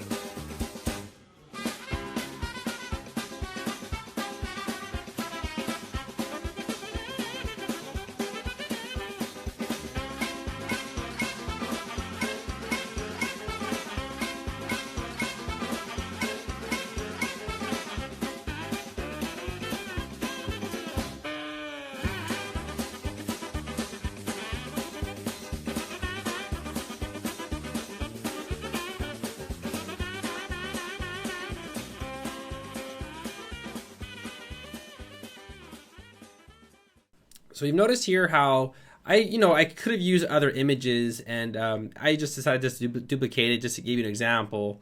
But you can see here from the website that the structure is 100% the same. Now, of course, the icons and the text might be a few pixels different. They might have different icons, but in general, we basically use the same exact structure. So now that I've shown you how to make the website, you kind of get a better understanding of how I built the website. Now, for all of you that have actually stayed this long and watched this video, I've actually made this entire website from scratch, and I'm going to give it to you all for free in this video. So you don't have to worry if your site doesn't look that good. In fact, you can actually download this whole layout from my website, and you can actually have the home, the about, the services, the blog, the contact, and more importantly, the theme builder kit, which I'll show you how to use in just a bit. So once you actually download the layout, let me just show you how you can add it to your website. So here I'm gonna exit the visual builder. I'm gonna save my work, and I'm gonna go to the services page. Now what I'm gonna do here is I'm gonna make this a little bit smaller, and the layout that you get will be in a zip folder like this, and just unextract it or open it, and then here you get the folder. And then all you need to do right here is just go ahead and take this JSON file, and then I gotta enable the visual builder first. Oops. And then build from scratch, and then just drag and drop this. So take this and then just drag it onto your screen. And then it's just gonna say, do you want to upload this? And just say, I want to import this Divi builder layout. So right now it's importing the layout. And voila, everything here is done. So right here, I'll close this. And scrolling down, and everything is good to go. Now the reason why this looks different is because of the theme customizer settings, because I have it set to this font globally. So you want to make sure that once you upload this, you don't have to mess around with the theme customizer, because you can see here on the bottom right here how that text is being carried. So make sure on the theme customizer you have it set to default, or else it will go ahead and put in the font that you have for the theme customizer. So that was just a very fast way and a convenient way on how you can get your website started, because I think by now you can understand how to build everything. So let's go ahead and keep going here. So I'm going to go to Exit Visual Builder. We'll go to the Contact Us page, and I'll go ahead again and shrink this a little bit. I'll go ahead and open this right here. I'll grab the Contact Us section, and I'll go ahead and enable the Visual Builder. Oh, did I download that correct? Where is it? Where did I put it? The Contact Us page. It is. Let's see, the contact. I think I moved around a little bit when I did that. There we go. Put it right there, or apply from scratch. I think I moved it around, or I think it here. There it is. That's weird. Import Divi Builder layouts. So now it's importing, and then voila, it is all done. So again, you have a full contact form already done for you. You just have to go ahead and adjust things. Do you want to change the font or the color? Now, the contact form is very dynamic, and the contact form is very advanced. Now, I have a separate tutorial for the contact form specifically for Divi, because they have something called conditional logic, and you can do things like, for example, if they answer a question, you can have it answer another question or another question, and depending on their response, your contact form can adapt and change. And I've made a separate tutorial for that, so that tutorial will be in the description below. I just didn't want to cover it again because I already covered it in another video, and it's already 30 minutes, so I didn't really want to add that in. But the contact form for Divi is amazing. You can do a lot with it, so be sure to check out that tutorial. So here I'll go ahead and click on save again. Now these again right here are also a different color, and that is because of the theme customizer settings. So when you mess around with this, just make sure that the theme customizer settings don't conflict with this right here. That's why I don't like to use a theme customizer, because it conflicts with my websites, right? Now let's go over here to blog. Now for the blog section again, so here you can see the font has changed for the theme customizer. So remember, the theme customizer is a global effect. Now that I've shown you guys how to do that, let's go ahead and use the last one, which is the blog right here. So I'm going to go ahead and build from scratch, open the web agency, and right here I have the blog kit for you all right here. So I'll go ahead and just go ahead and put that right here, and I'll go ahead and import this layout. And you are all set and all done. So you can see here how it's already pulling the posts because the blog module is already created. We have the header already made for you. And then right here, you just go ahead and enter in your blog post, etc. So if you guys want to download this whole layout, again, remember it's on my website, darrelwilson.com. I do have other layouts as well for you, and they're all for free. They don't cost you anything whatsoever. And I do this because, you know, you guys are probably getting started. You guys need help just like I did. So I feel that these layouts will help you with design and decor. So now I've shown you guys how to actually make everything from scratch. I've showed you all how to basically make the websites. Our website is complete. Now, there are some very important things that we need to talk about, like the theme builder and also the advanced features such as custom styles, A/B split testing, a lot of additional stuff. So congratulations for staying this long, and let's go on to the next section where we are going to talk about the theme builder. So congratulations, guys. Wasn't that easy? Now you know how to make a WordPress website, so congratulations.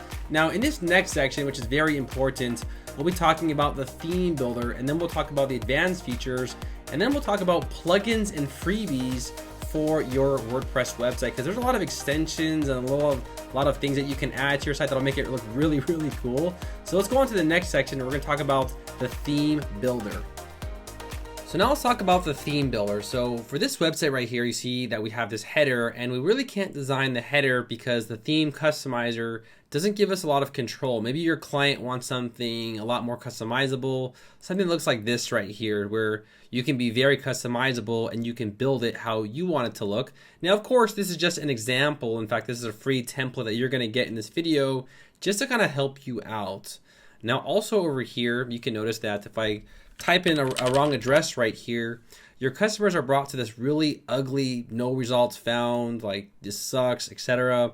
However, I've already pre-configured the theme builder for this website, and if I do that, they're brought to this beautiful, customizable page right here, and when they click on this, it'll take them right back to the page right there. So I feel that's a lot more easier and better for your website, you should say.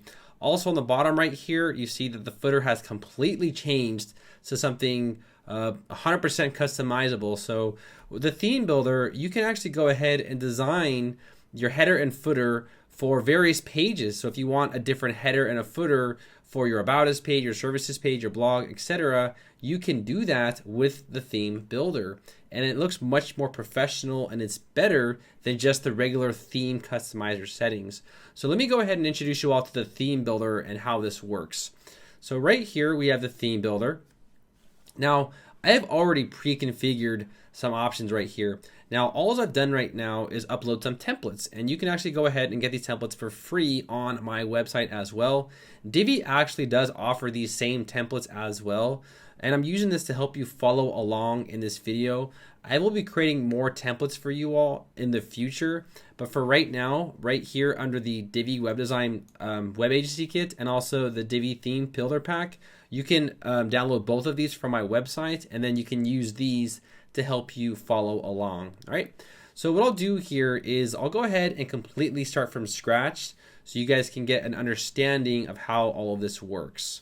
So I'll go ahead and delete this, delete all the posts, and then what I'll do right here is save this really quick and just kind of introduce you to how you can kind of customize stuff. So this is the actual layout that you get on my website right here, this one right here. Now the thing is that you're actually building this right here with the actual page builder. So that's what makes it very dynamic and very customizable. So for example, right here, if you want to go ahead and add in like a different background right here, you can add in this, and this is now your new website or your new header for your website. So I'll just click on save just to give you an example. I'll close this right now, and let's go ahead and visit my website. And now you can see that this is now applied on my header. And if I go to any page, it's going to follow, and it's going to be global. So it's going to, whatever I put on that section is going to apply it to the entire website. Now at any time, I can just take this off. I can say, you know what? I don't want this menu no more. So right here under the theme builder, I'll just go ahead and take this off and take this off, save the changes, and then go back right here. And once you take off everything, the theme customizer right here will actually go ahead and take place. Now, sometimes there's a small glitch where you actually get that white screen right there. All you need to do right here is go and click on save when you enable the visual builder, and that will take off that. It's a weird glitch. It's only for the back end. It happens sometimes, but they'll probably fix it in a future update because this theme builder just came out. So what I want you guys to do is go ahead and download both of these builder packs, and I'm going to show you how you can upload them and use them for your WordPress websites. So what I'm going to do now is go on over to dashboard, go on over to my theme builder right here. Now, when you download the folder, you'll get this zip file right here. So you'll get something like this right here. Close this. You'll get this zip file right here, and then this right here is also a zip file. So just go ahead and open them, and then you'll see like the DIVI theme builder pack number 6. And these all come in JSON files. So essentially what these are is this right here is a category template. This right here is a header for your website and footer. This right here is for your posts, and this right here is for your product page. And I'll teach you all about WooCommerce in my next video. So the one that I want you to upload right here is the 6-pack default website template. So over here, I'll show you how to upload this. Over here, under reportability, click on this, click on import, choose the file, and then go ahead and select that file right there. So it's going to be the 6 default website templates. So click on open. Allow these to override, because what that's going to do is that it's going to import our links onto our new menu. And right here, click on import Divi theme builder layout. This is pretty convenient, guys. I mean, you're getting a full website with these free layouts. So right here, I'll click on save changes. Now let's go ahead and see what's happened to our websites. So now you can see that this new header is being applied, and also this new footer is being applied. Now the reason why the theme builder is so customizable is because on the theme builder options under add a new template, you can put this on any specific page you want. So for example, you can create a custom header and footer for your blog pages, for your product pages, your projects, your post pages, your 404 page, etc. So a good example would be something like those ClickFunnels where you want someone to buy something, but you don't want them to see the menu and the footer, right? So you can disable the header and the footer for specific pages as well. So right here, let's just say you want to go and edit it. So right here, I'll click on the pencil, and now we can go ahead and edit stuff. Now, I'll be very honest with you all. To edit something like this is a little complicated. So what you might want to do right here is going over to the this section right here, and this will actually allow you to see it a lot easier. So for example, right here, the menu, the search, we have the row. So if you want to go ahead and make changes, I recommend doing it this way, and then you can always go back and see how it looks. So for example, we'll go back over here. I'll say, you know what, I want to change this right here. I want to change this background right here to like a different background color. Put black. This one right here, we'll change this background color to something like black as well. And then also this row is here. We'll change this to something like black. And then also this one right here, black as well. Now let's go ahead and click on save, and then let's just see what that's done. So right here, I'll go back.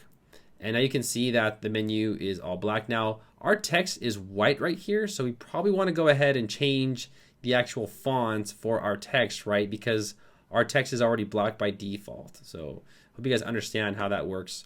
So at any time, if you want to go ahead and change stuff, you can do it like this right here. I find that's much easier. And then again, you can always add modules to it. So you can start building your own websites right here from the customizer right here. So this feature is relatively new and is very, very, very convenient. So this is just a way on how you can have a global header applied to all of your website. So let's say, for instance, you don't want to have a template and you want to build it yourself. How do you do that? Well, let's go ahead and do that. So right here under global header, I'll click on build global header. Now I'll be very honest with you all, making a header and footer from scratch is not easy, but I know most of you probably want to kind of understand how the process works. So right here, I'll click on this one right here. See this one right here? Click on that one. And what I'll do here is I'll put in a text module, And then here I'll put in something like, let's see, I'll put in a button module. All right, and then here I'll put in another text module. Now guys, I'm not on a script. You can tell I've just used the Divi theme a long time, so I kind of know how everything works. Right here on this gear icon, I'm gonna click on this. Now what I wanna do is I wanna stretch this all the way across, right? So under the design right here, under sizing, I wanna make this width 100% and I want to increase the max width. Something like that. See that? So now you can see how this is stretched all the way across. Now on this module right here, I want to create the menu. So what I'm going to do here is I'm going to put, okay, we have the home page, the about us, the services, the blog, and the contact. And I'll go ahead and stretch these all the way across like that. Like this. Put the dot there. Why does it put the dot? Oh, it's weird. So you can see here how I'm kind of creating my home, about, services, my blog, and my contact. Now, whenever I want to insert a link, what I can do here is double click on this icon right here, and then put in the URL. So this is my my home page, right? So you would put in your website. So, you know, best Divi tutorial, and that's it. So this would be essentially your home. So whenever someone clicks on this right here, it'll bring them to your home page. So I hope you understand how you kind of insert links. So now you can see how it's, you know, the links inserted, etc. So I've done that. Now over here, I want to add in a logo. Now this is kind of a trick right here. So don't use an image. What you can do here is go to module settings, take this text, delete it, go to add media, and go ahead and upload your logo. Now the great part about doing this is that you can resize this manually. So right here, I'll click on this and then I can drag it. And I can kind of get it the way I want it to look here on the actual, you know, on the actual, the bar right there. Now, one thing I want to do is while you're building this, I can't really see the line where it starts and ends. So what I'm going to do here is on this gear icon right here, under design, I'm going to add something like a box shadow. And this will help me kind of understand where everything is and how it's going to look right here. So I've made this right here. And maybe over here, I want to go ahead and change this spacing right here. So for the design right here, under the sizing, I'm sorry, under the spacing, not the spacing, it is the, is it the, here we go. Where is it? There's so many options here. Text alignment, you know, something like that where I can kind of move stuff around.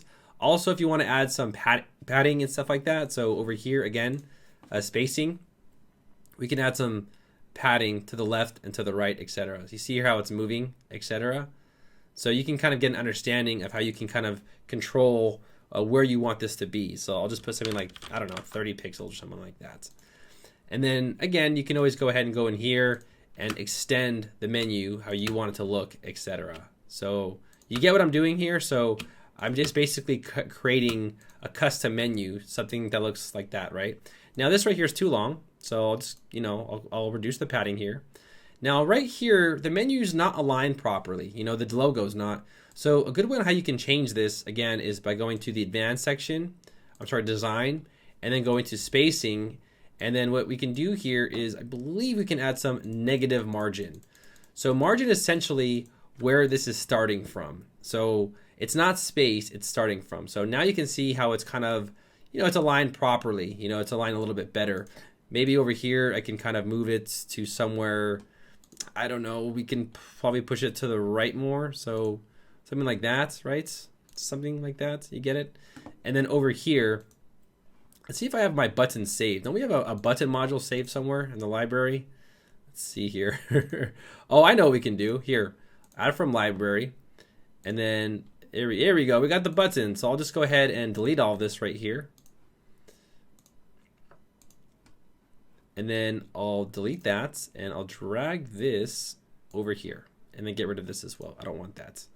So obviously this button's too big, you know, so you get the idea here. We might want to go ahead and move this up a little bit. So for the design section, again, spacing, I want to add some negative margin. You know, I want to just kind of push it up a little bit like there, something like that, right? Now this button itself is too big, so we probably need to go ahead and edit that. And I hope you know how to do that by now. So we added a lot of padding in the button. So spacing, and we can go ahead and reduce this right here. So I'll put 10, 10, 10, 10, and then let's see here, 20, and then 20, and then now we'll go ahead and reduce the margin again like that. So although this menu is not beautiful, you can kind of get an understanding now of how you can create your own custom menu. So right here, I'll go ahead and just reduce all this padding like that, and there you go. We now have a custom menu that we created from scratch.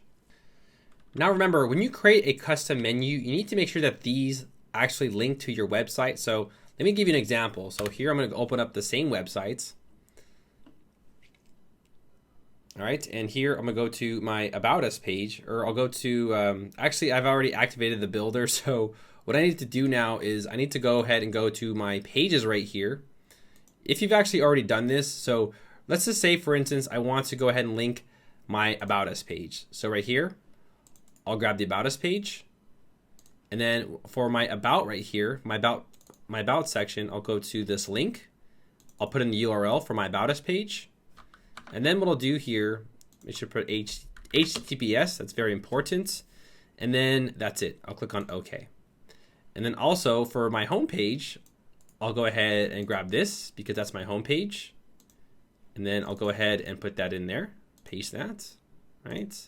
And then again for my services page, which I have to go back here because I've already activated this on my website, pages, my services page, just click on view, and then I'll grab this link up here, and then I'll go ahead and put it in services. Remember, make sure it says HTTPS, because if it does not, you might get a broken link. So let's just go ahead and test this now. So I basically kind of, changed stuff around. I've made little adjustments and I entered the links. I kind of want to design this a little bit differently here. Let's just put Poppins again. Is that already Poppins? I think it's already Poppins, but here we'll go ahead and add in like bold, and then we can make this a little bit bigger like that. And then you guys can get the idea. Now the reason why these are red is because in the theme customizer, I have my links set to red, remember? So make sure that if you see something that's different, you have to go back into the theme customizer and find out why it's doing that. So right here, let's click on save, and let's go ahead and test this out. Save, close, save. I mean, our header's not bad. I mean, I spent like maybe just 5 minutes on this, and this is not a bad header. Like, I need to kind of adjust the shadow right here. That's about it. But let's go ahead and test this out. So right here, I'll click on home. Brings us to the home page. About Us. Click on it. And it brings us to our About Us page. Services, here we go. Click on services. And this is now our services page. So everything's working correctly. The links are working correctly. Everything's working out just fine. So if you want to make a custom header and footer, that's how you do it. So I showed you earlier how to use the demos, but this is how you can create a custom header. Now also for the button, you might want to go ahead and put in the link for that button. And I think now you know how to do it. Now there's already a button in here. So if I click on this, it's going to take me to my About Us page. So right here, you might want to put like contact us and then bring them to your contact page. You understand? So I hope that was helpful. Have a blast making custom headers and footers. It's very fun, and you can kind of get some really good ideas and inspirations on custom headers. I will be having a layout pack for all of you. I'm making it right now. So there'll be 10 different headers and footers for you to download for free. So I know I'm very helpful. So let's go ahead and go on to the next section. So right here, I'm going to delete this, and I'm going to go ahead and upload the theme builder here. So import, choose the file. Now I also have another template for you. So I've showed you all how to upload these right here. Now I also have mine that I created for you guys. So this right here is mine right here, and I created the it's this one, the Divi. Help me find it, guys. It is the web agency kit. Here we go. So right here is the Divi builder kit, and I've actually made the entire thing for you. So to use the Divi builder kit, all you need to do right here is click on portability, import, choose the file, and then Web HTML kits, and then click on the theme builder kit. And this right here will basically create everything for you just like it is in the demo. So what I've done here is I've created a global footer for you. I've created a custom body and a global footer for your posts and also your archive page as well. I probably should add a 404 page as well, but let's go ahead and just take a look at what this has done to our websites. So our menu is now normal because we're not using a theme builder, but you can see here on the bottom now we have this beautiful footer that I made for you all. So you can now use this for your website instead of using the defaults, the default basic one, the theme customizer. Now you can always go ahead and decorate this as well. So in the theme builder right here, you can go ahead and change this and make it look how you want it to look. So just by simply messing around with it, etc.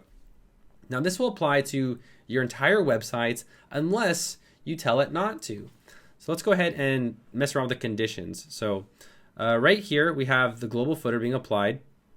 But now let's say, I want a 404 page. So right here under add a new template, we'll go and select the 404 page. So what a 404 page is, this is basically a template that people are going to see when they hit the wrong link. So let's go ahead and click on this, and I'll click on add a new custom body. And then right here, I'll just say, I want to add this from library. Now we have pre-made layouts that Divi's already made for us, and I'm just going to enter in 404. Looks like we don't have any available. So what I'll do is I'll do what I did in my demo before. I'll just simply go ahead and grab something like this right here. Give me 1 second. This one right here. And I'll go ahead and use this layouts right here. So what I'm saying now is if somebody hits a 404, if someone hits a broken link or someone goes to a part of my website where nothing is there, I want this page to be displayed, so this will help users navigate the website easier.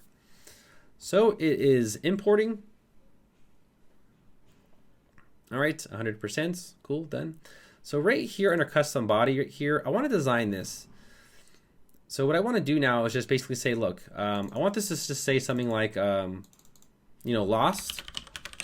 And then right here, I can do something like, go back home. And then this right here would link them back to our, our home page. So here we'll just type in our website. So bestdivitutorial.com and then save. And then all these other things right here, I'll delete all this other stuff because I just want this to display only. I don't want all this other stuff to display. So I'll go ahead and keep deleting all this. And then there you go. So now when someone comes to a broken link, they'll go out to this page right here. So let's go ahead and test it out. So let's go back to visit sites. Oop, let's make sure we save that. Here I'll go to visit sites and I'll just simply type in a broken link. And beautiful. So now your customers are brought to this page right here, and if they click on it, it'll take them back home to the home page. So that's just an example of how you can use a theme builder. But let's keep customizing stuff. Let's keep going here. So for example, we have this default being applied everywhere, and also we have it being applied to our posts and also our category pages. However, for my About Us page, I want a different header. I don't want to use the theme customizer. Let's go ahead and do that. So for add new templates, specific pages for the About Us page, create a template.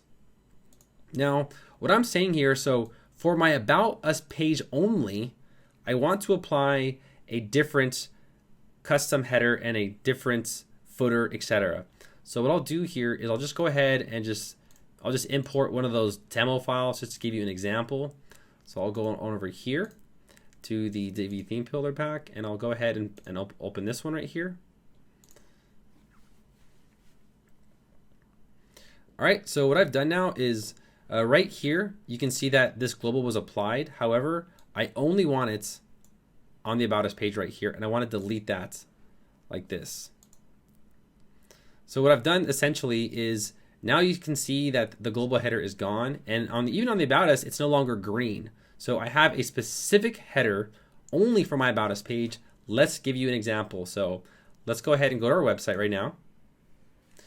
So this is our website, and if I go to the About Us page now, you can see that the menu looks completely different, and this is what Divi is so amazing for. And also look at that. It's taken all of our links and put them inside of the menu for us. So we don't have to worry about all of that. So the theme builder is incredibly powerful. And there are a lot of free templates available for you. So I'm not going to go ahead and, I have some on my website, and Divi also does have them on their website. And I'll do my best on my website to create more for you, because some of these headers just aren't practical. But I'll go ahead and make a special one for my web agency kit, and I'll keep making more for you guys just for free, just for watching this video, because it helps me, helps you, etc. Now let's talk about the last one. We're going to talk about the posts.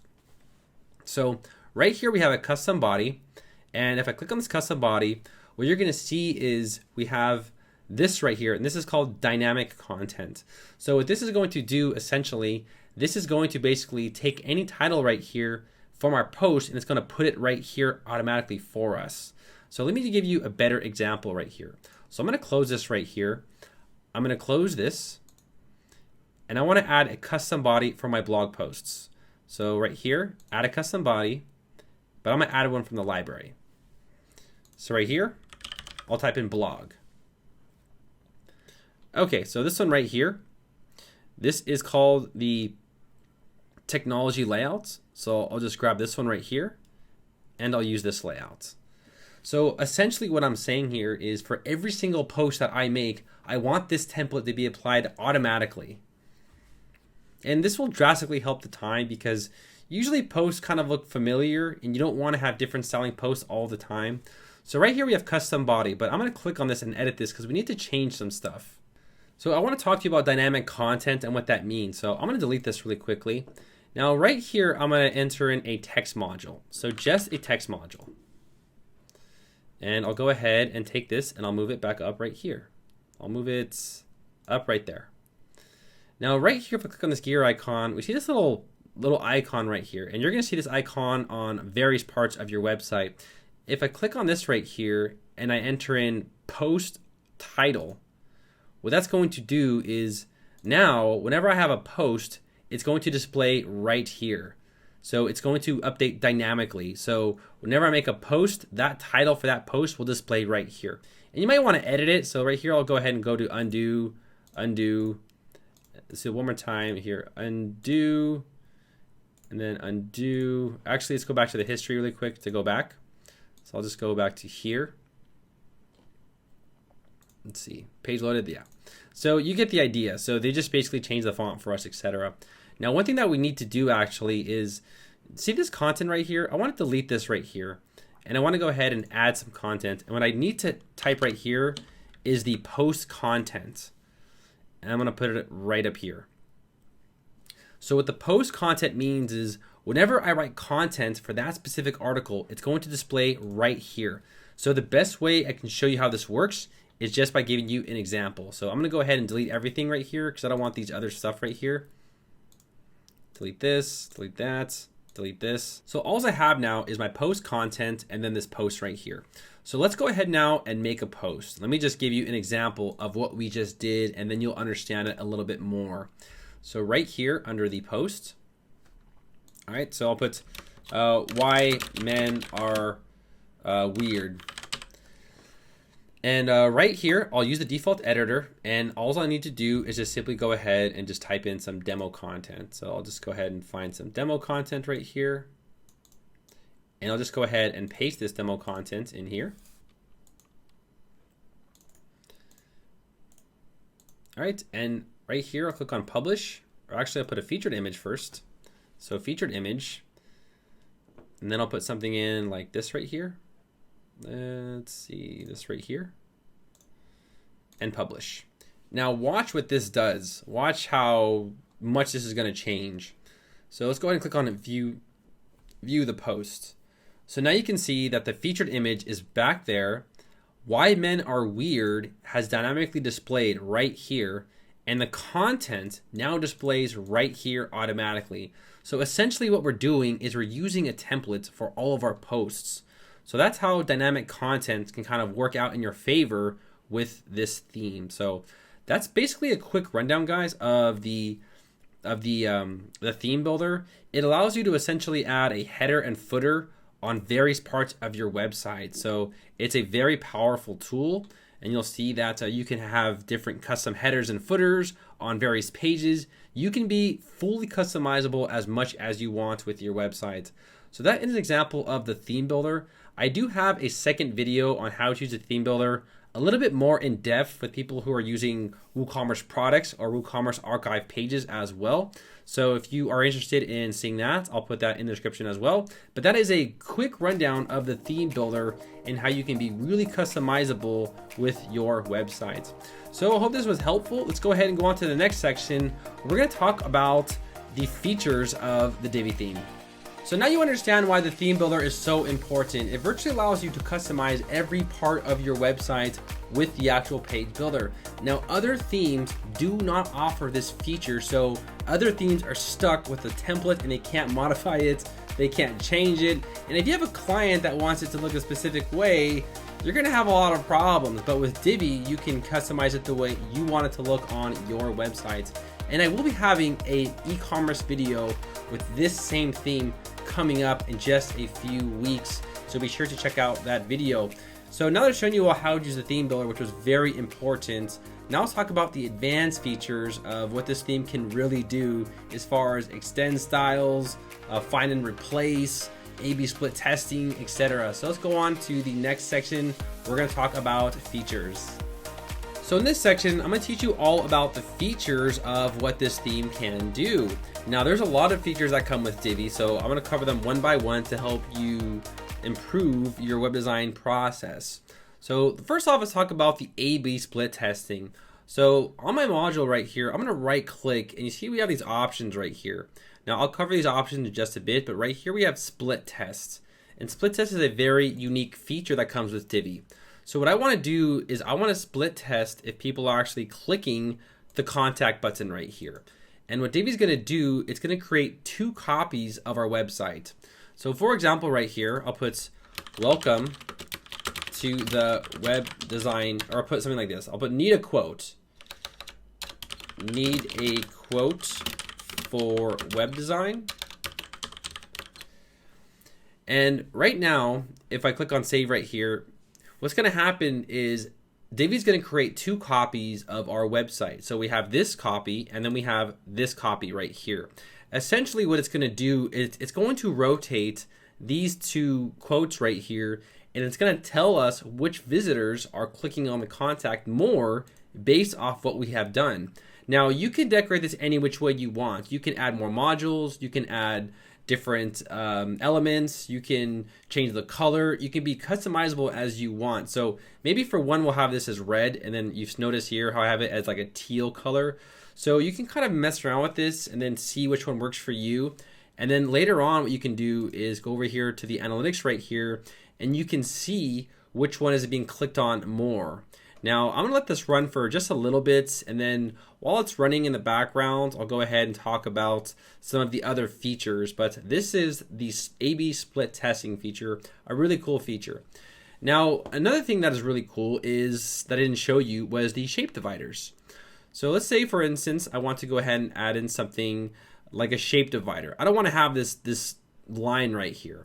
So what I'll do here is under this gear icon, I'll go to the design tab, go to dividers, and on the top right here, I'll go to this one right here. And what this is going to do is it's going to actually add these really cool dividers. So I can have it like this, I can have it like this, or like this, etc. Now, another way on how you can style that is by adding in the shape divider, maybe right here, right? So for example, under this section right here, I'll go to design, dividers, and on the bottom section, I'll put a white divider right here and have it look like this right here. So you can see here now the website looks really cool. Like that just looks really amazing. And then you can go ahead and change these right here to various different styles depending on what you're trying to reach. So that is an example of the shape dividers, which is a really, really cool feature. Next we have, I'll do bulk editing. So I have these three images right here. But you know, I'm lazy and I want to edit these all at the same time. I don't want to have to duplicate it and then drag it over, etc. So what I'll do here is I'll go ahead and edit one. So I'll say, oh, I want to edit this one right here. So actually, no. I'll go ahead and hold Shift. I'll click, and I'll click. And now when I click on the gear icon, now I can bulk edit all of these at the same time. So for instance, right here under the design tab, I'll go to something like a box shadow, and you can see here now I'm editing all of these at the same time. So I can go ahead and just mess around with these and see what I like. But this is an example of how you can speed up the process of making your website. So this is called multi-bulk editing. So it's a really, really cool feature. And you can also use this for you can mix and match elements. So you can use like different ones at the same time. So this one and this one and this one, etc. And you can basically customize different modules all at the same time. So if there's a way that they can be compatible together, a Divi will recognize it and then apply the features to all of the modules. So that's a really cool feature. Next, we're gonna do find and replace, and then we'll do extend styles. So you've noticed right here how everything is turning a different color. And the reason why that is because earlier I was messing around with these settings and I did something called find and replace. But for now, we're going to use extend styles only. So let me go ahead and go on over here to my design, and I'll change the button to something like red, or let's see, white. We'll change the background color here, to something like red, right? So I have this red, but what I want to do here is I want to extend this style of button to all of the buttons on the page, and I don't want to have to go do everything from scratch. Now there's a few ways to do this. What I can do here is I can right click on this and I can click on copy module styles, and then on over here I can paste the module style.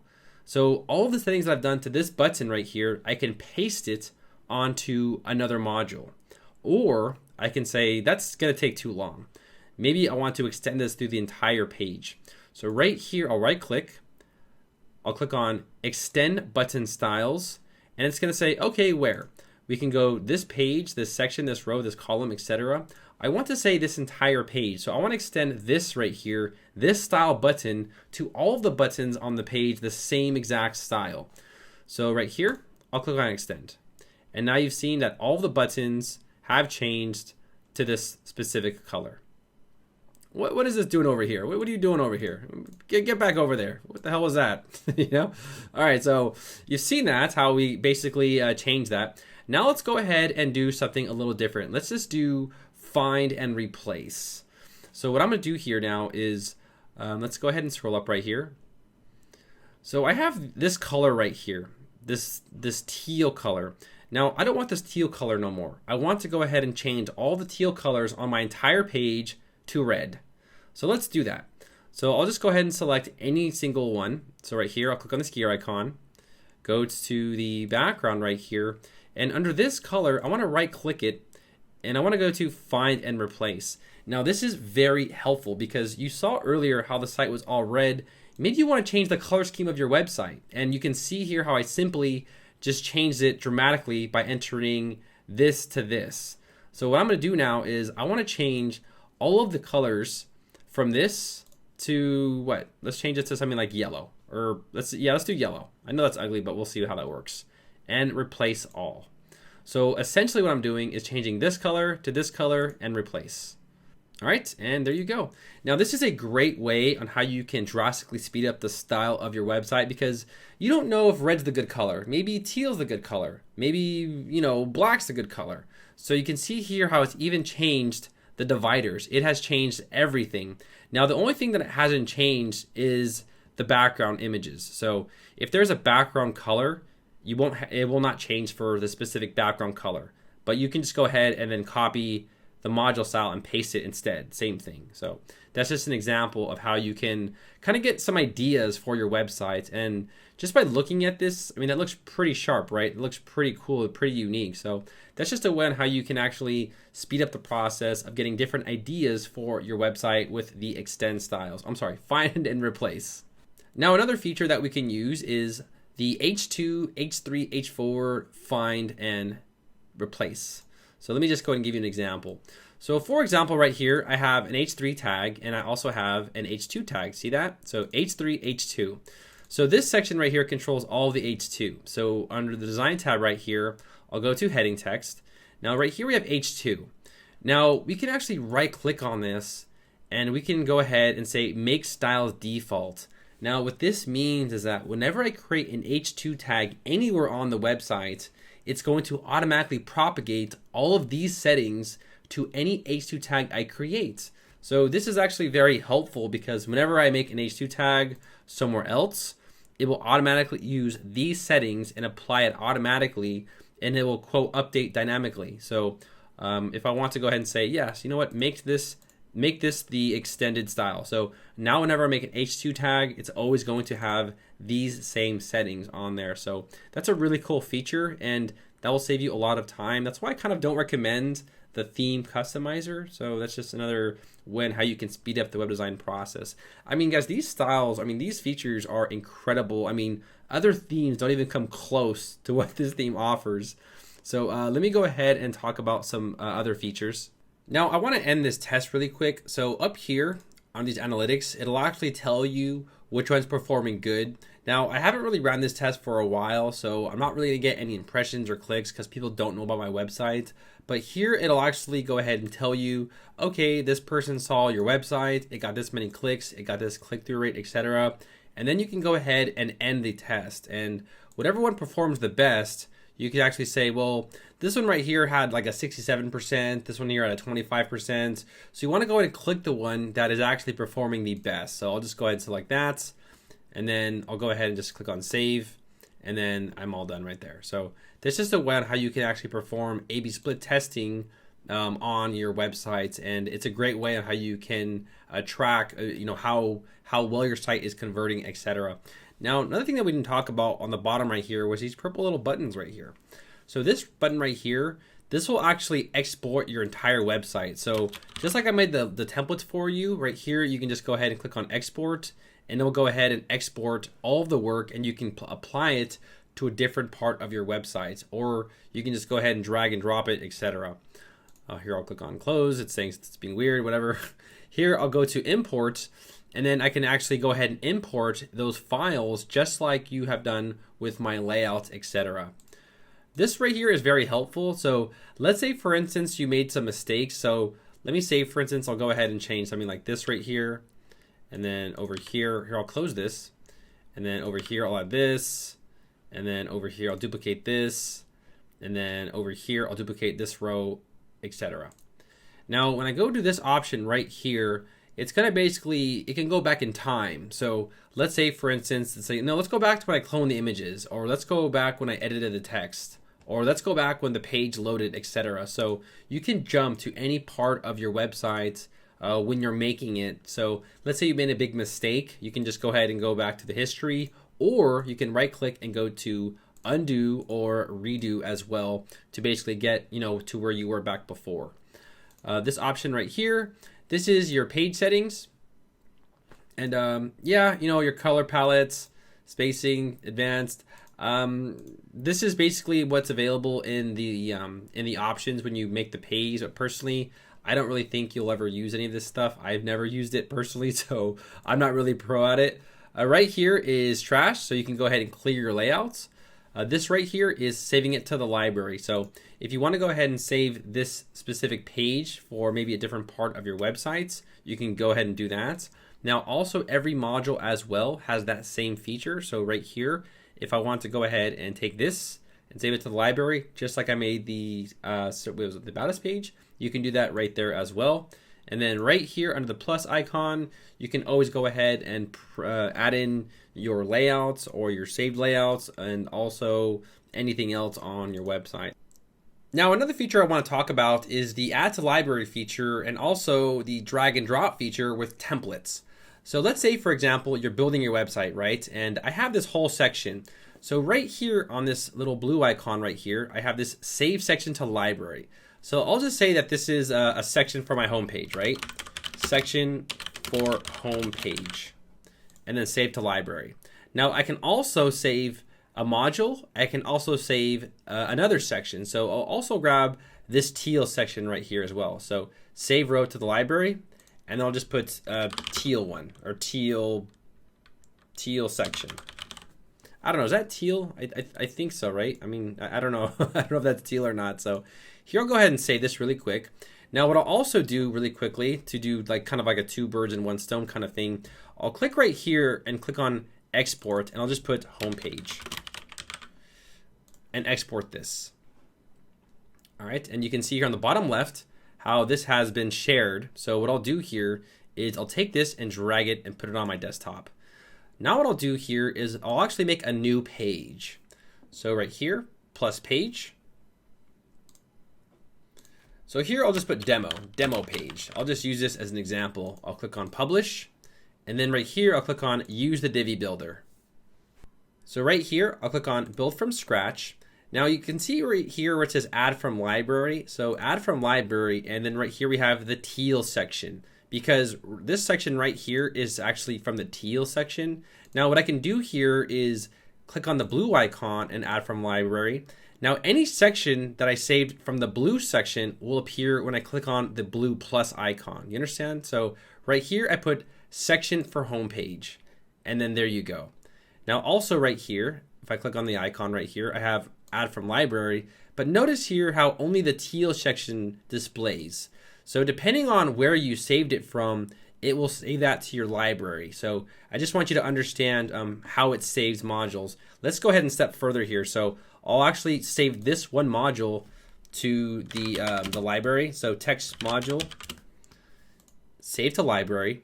Now, in order for me to get that to come back, if I click on this blue one right here, it's not going to show up right here. So it doesn't display right here. What I need to do is click on this one right here, and then add from library. So you understand here how it's basically categories of your sections, and then they kind of categorize it in your library. So just remember where you put it so you can use it later, because a big mistake with amateurs is that they save something to the layout like this, and then when they click on this right here or something like right here, they're like, hey, where's my layout, man? It's not there. What's wrong with Divi? And it's just, they save it in a certain category. They save it wherever you saved it last. So that's just an example of how you can add things to the library. Now, another really cool feature is you saw earlier how I exported that layout. Now, a quick way to do this is to simply just take this layout and then just drag it on your page. And then right here, click on imports, and just import the Divi builder layouts. So right here, I'll click it again, and done. See that? So the entire page is now done. So that's just a shortcut way on how to do it. This is called I think they called it like drag and drop or something like that, and it's very underlooked, but again, it's very helpful. So I just wanted to go ahead and cover those two features as well in this video. That's basically it for the features, guys. I've talked to you about all of the features, everything that I can do. So I hope that part was helpful for you. Make sure to use these features. They're very, very helpful. So now you understand the features and why they're so important. I mean, you can drastically speed up the process of your web design flow. Now in this next section, we're going to talk about the most important topic, which is mobile optimization. Now, as of 2015, there are more mobile users than there are desktop users. So having a responsive website is crucial, and Google will actually rank you better if your site is mobile friendly. So let's go ahead and go on to the next section. We're going to talk all about mobile optimization. So congrats on making it this far, guys. You are doing really, really good. Now this last section is the most important section of this tutorial, and this is about mobile optimization. Now there are more mobile users than there are desktop users, so having a responsive website is very crucial. In fact, Google will actually rank you better if your site is, quote, mobile friendly. So this is what your website looks like on a computer, right? Pretty basic. You kind of understand now, the basics of it. Now this purple icon, now first off, you can actually move this icon over here if you choose, or you can move it over here if you choose. It's really up to you. But now we have these options right here on the left side. So we have a tablet view, and also we have a phone view. So right here, I'll click on tablet view. So this is what your website looks like when people are visiting your website on a tablet. So you can kind of go through and say, you know what, I want to go ahead and adjust some stuff. I want to change some stuff, and you can make any changes that you want to your site. So for example, this is a great example. This right here is too long. It's not in the right position. Let's just get rid of all of this red, right? So I'll go ahead and click on this icon right here. And under the text right here, I'll go ahead and scroll down. Actually, it is under the background, or it is under the sizing, right? Yeah, sizing. So the sizing right here, you can see here how it says tablet 72%. So I want to go ahead and reduce this like that. Now you notice right here how for the desktop, nothing's changed. And if I go back to click on phone, you'll see the phone is somewhat longer, you know, so maybe you want to go ahead and reduce it as well for the phone. So you can have a website that looks completely different from the desktop and also from the tablet and the phone. You can essentially have 3 different looking websites. You can fully optimize, you know, every section accordingly. Now let's go ahead and scroll down right here. So as you've noticed, there might be some sections that you don't need for mobile users, right? I mean, let's take a look at the phone right here.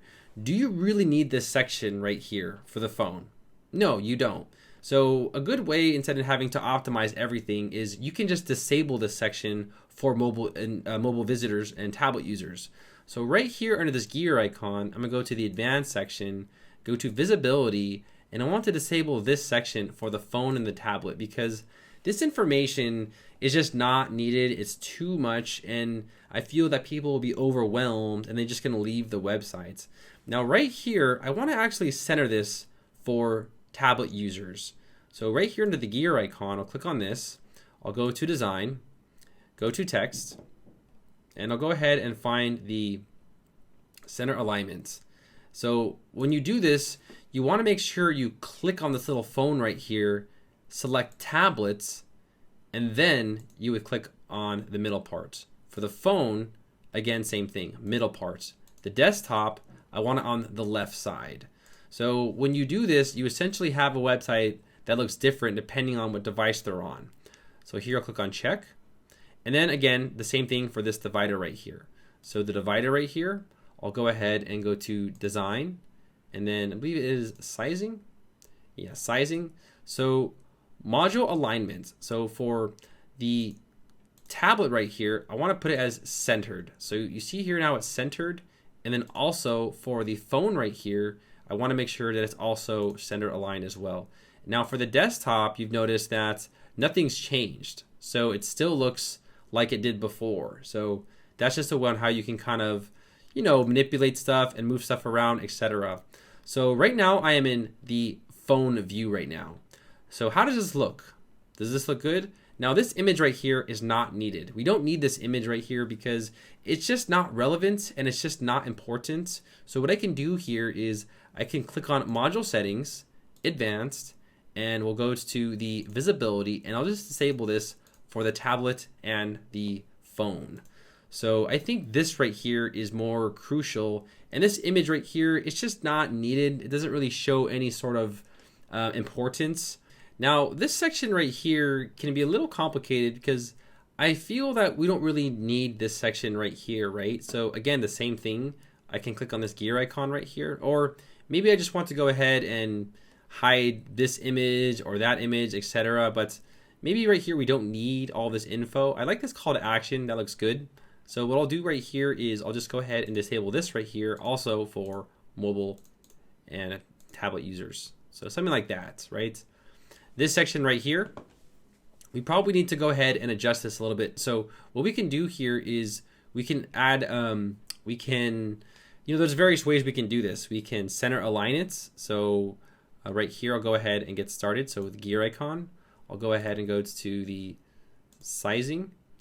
And then for the, let's see right here, for the module alignments, for the tablets, I want it as centered. And also for the phone right here, oh, let's go ahead and reduce this really quickly. That's a little too much, like that. So the tablet looks good. And then also for the phone, that also looks good as well. Clicking on next section right here. Let's go ahead and scroll down. Kind of kicks us out right there. It's kind of annoying, but you'll have to just kind of, you know, go back to it. So sorry, you know. Here, I'll go ahead and click on this gear icon. Now, right here, we're controlling heading number 3. So for heading text number 3, I want to go ahead and center align this for the tablets and also for the phone, but not for the desktop. So you can see here how it's remained the same. So that's just a way on how you can, make it look good. And then over here, we can just delete this, or again, same thing, design, go back to spacing, sizing, module alignments, and then we'll just go ahead and center this for the tablet and also for the phone as well. And then for the desktop, it can just remain the same. So that's just an idea on how you can get your site now optimized for mobile and make it look accordingly to what Google expects you to make it look like. So go ahead and go through all of your pages and then kind of mess around with it. Now, if there's a section that you just don't need for mobile, just get rid of it, because remember, users have a very short attention span. And even for me myself, I would probably just get rid of all of this stuff right here for mobile, and I would just only have this landing page. Now, one tip of advice, let's go ahead and do another strategy here for mobile optimization. So let's just say, for instance, I'm on a mobile device right here, and I look at this. What's the problem with this right here? The image is just taking away too much focus from the buttons and the text. So what I'm going to do here is I'm going to actually go ahead and I'm going to open this right here, and I'm actually going to go ahead and duplicate this whole section. So now we have 2 sections, right? So stay with me here. This is a really cool trick. So for this section right here, I'm going to go ahead and go to the advanced and go to visibility, and I want to disable this on the tablets and also the phone. So this is the screen that people are going to be brought to if they visit to me on a desktop. Now this section right here, I want to actually change this. So for the section settings right here, I'm going to go to backgrounds. For this module right here, I'm going to go to the background right here, and I'm going to click on this, and I want to add just a flat color, just something very basic like that. You can even go with a gradient if you choose to. You can kind of, make it simple, but I like a one flat color. I think a one flat color is just better. So I'm gonna trash this and leave it as black, right? And then I'll go ahead and go to the advanced section. Now for visibility, check this out. I wanna go ahead and disable this for desktop. So you see what I've done there? So basically what I'm saying for my website is anybody who visits my website on a computer, I want them to see this page.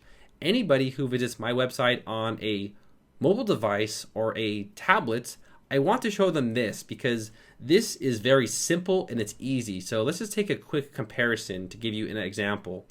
This right here, it's simple, it's easy, it's fast.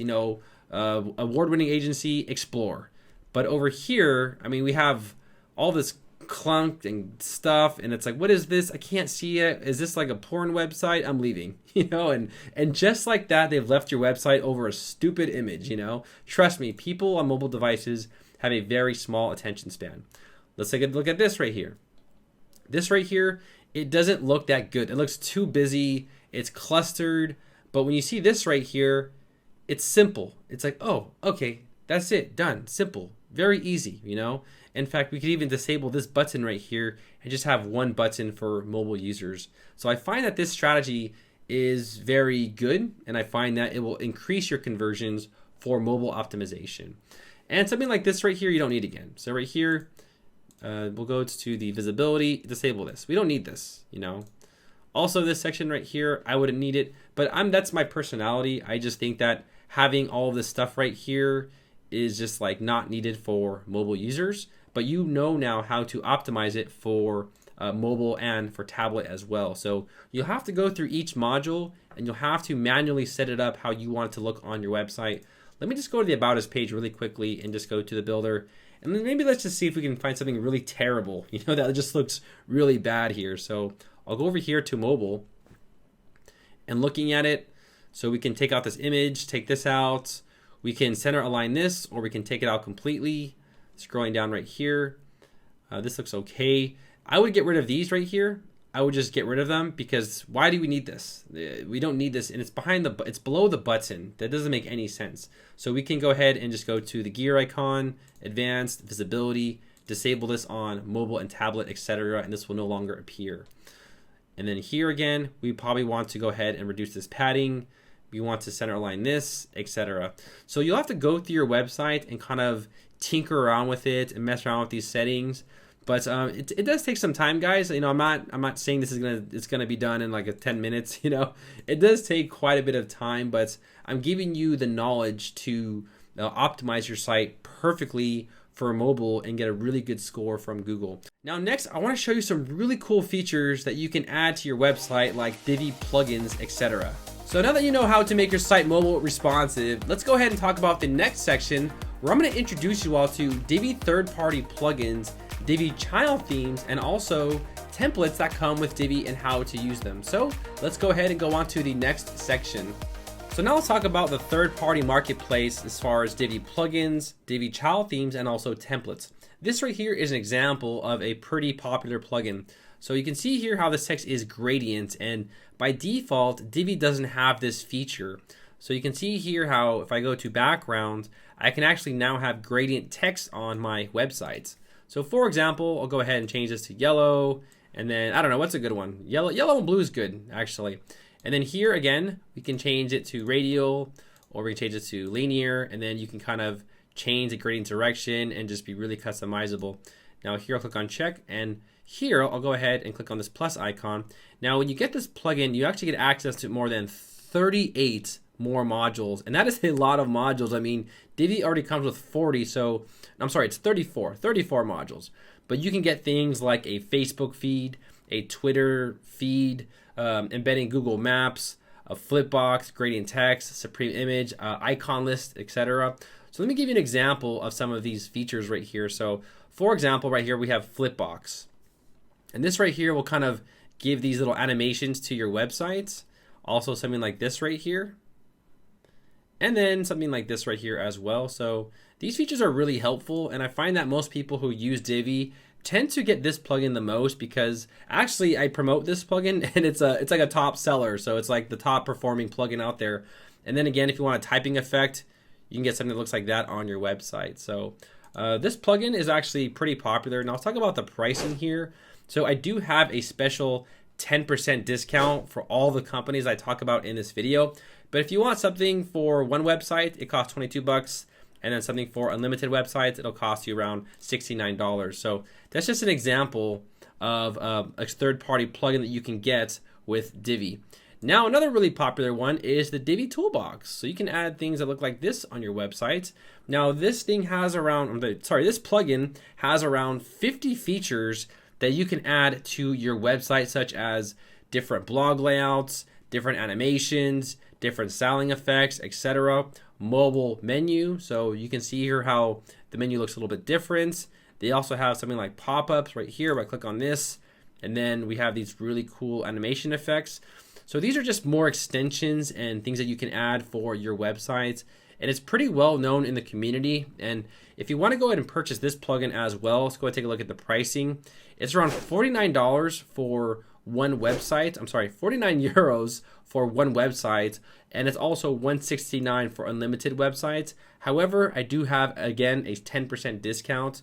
So go ahead and check out these different styles and animations. And if you have a client that really wants something different and you find that these plugins can do it for you, I would recommend to check out this plugin. So I'll go ahead and put these websites in the description below. And another one is markhendrickson.com. This guy has some really nice layouts. So if you're looking for like a 5 to 6 page layout and Divi doesn't offer it, and you find that these layouts are just a little bit more helpful, you can actually go ahead and purchase these layouts as well. I like the designs of these websites. They're really nice. Each of them probably costs around $67, and they come with the home, the about, the services, the contact page. They come with everything. So if you want a pre-made website and you don't have time to make it yourself, you can always go ahead and purchase a child theme. Now, in short, what a child theme is it's essentially Divi except modified a little bit with custom code. Now, not too much. You can still change things with Divi. You can still use the Divi builder. It's just slightly modified to kind of fit a certain criteria of, you know, what your clients want or what they're trying to, you know, do or whatever they're trying to customize, etc. So definitely check out markhenriksen.com. I will also leave a coupon code for them in the description below as well. Now let's talk also about the Divi pre-made layouts that you get with Divi. So when you first create a page, you see this section right here where it says choose a pre-made layout, and these are the pre-made layouts that you get with Divi. Now again, remember, you have to enter in your API key in order to get these layouts. And let's just say, for instance, you want to do something like technology. You know, you'll click on technology, and then they show you all the layouts that come in the technology sector. So for example, right here, I'll just do something like this right here. Now, these actually have the home, the about, the contact, all of the pages for you. So what you can do here is, okay, I'm on my home page. I'll first use the home page and then use this layout. And then you'd go to add a new page up here again, and then use the services. Now, the reason why I love the layouts from Divi is because they make everything. They make the home, the about, the services, the contact, features, project pages, etc. And other theme companies don't do that, which is really annoying. So they're actually giving you the entire design package. So it's really helpful, and this will drastically help speed up the web design process for you and your clients. Now let's just go ahead and just grab one really quickly here. Let's just do health and fitness. And I'll just grab this yoga one. Maybe we got a client who wants yoga or something like that. So here I'll do use this layout. And right now it's importing this layout. Now also one thing to keep in mind is that the theme builder is still on. So if you want to change the header and footer for your new layout, just make sure to do that. So here you can see that the Divi Yoga layout is now imported on my website, and then we can make any changes we want to this layout on our website. So you can see here how everything is already done for you. In fact, the images are royalty free. So you don't have to worry about, you know, are my images being used from another website? This company created their own images and gave them all to you royalty free. And again, other companies do not do that, and other companies will make you pay for the images. So that again is another great reason on why you might want to use those layouts for your projects. So guys, I hope this section was helpful. Be sure to kind of check out the third-party marketplace with Divi. I do have other YouTube videos that talk all about the Divi third-party marketplace, like top 10 best Divi plugins, etc. I'll go ahead and leave that video in the description below if you want to add some more functionality and power to your Divi theme websites. So by now, you guys are Divi theme professionals. You basically know everything there is to know about the #1 and best theme in the world. You also know how to make amazing, beautiful, custom WordPress websites. Now, if you want more free layouts, you can go to my website and you can download them all for free. It does not cost you anything. In fact, I am creating more layouts as time goes. And again, I'm giving them all out for free. But I want to congratulate all of you for making it this far. It takes a lot of effort to actually watch the video and learn the information. Some people are lazy, they want it quick and fast. They go to some free crappy website and then they get crap in return. So for you users who have watched this video all the way, congratulations. Get yourself a beer. My favorite beer is Modelo. So in the comments below, if you've watched it this far, let me know my favorite beer in the comments below. And again, thank you all for watching this video. Congratulations, and I wish you the best on your future endeavors and also your websites. See you guys all later.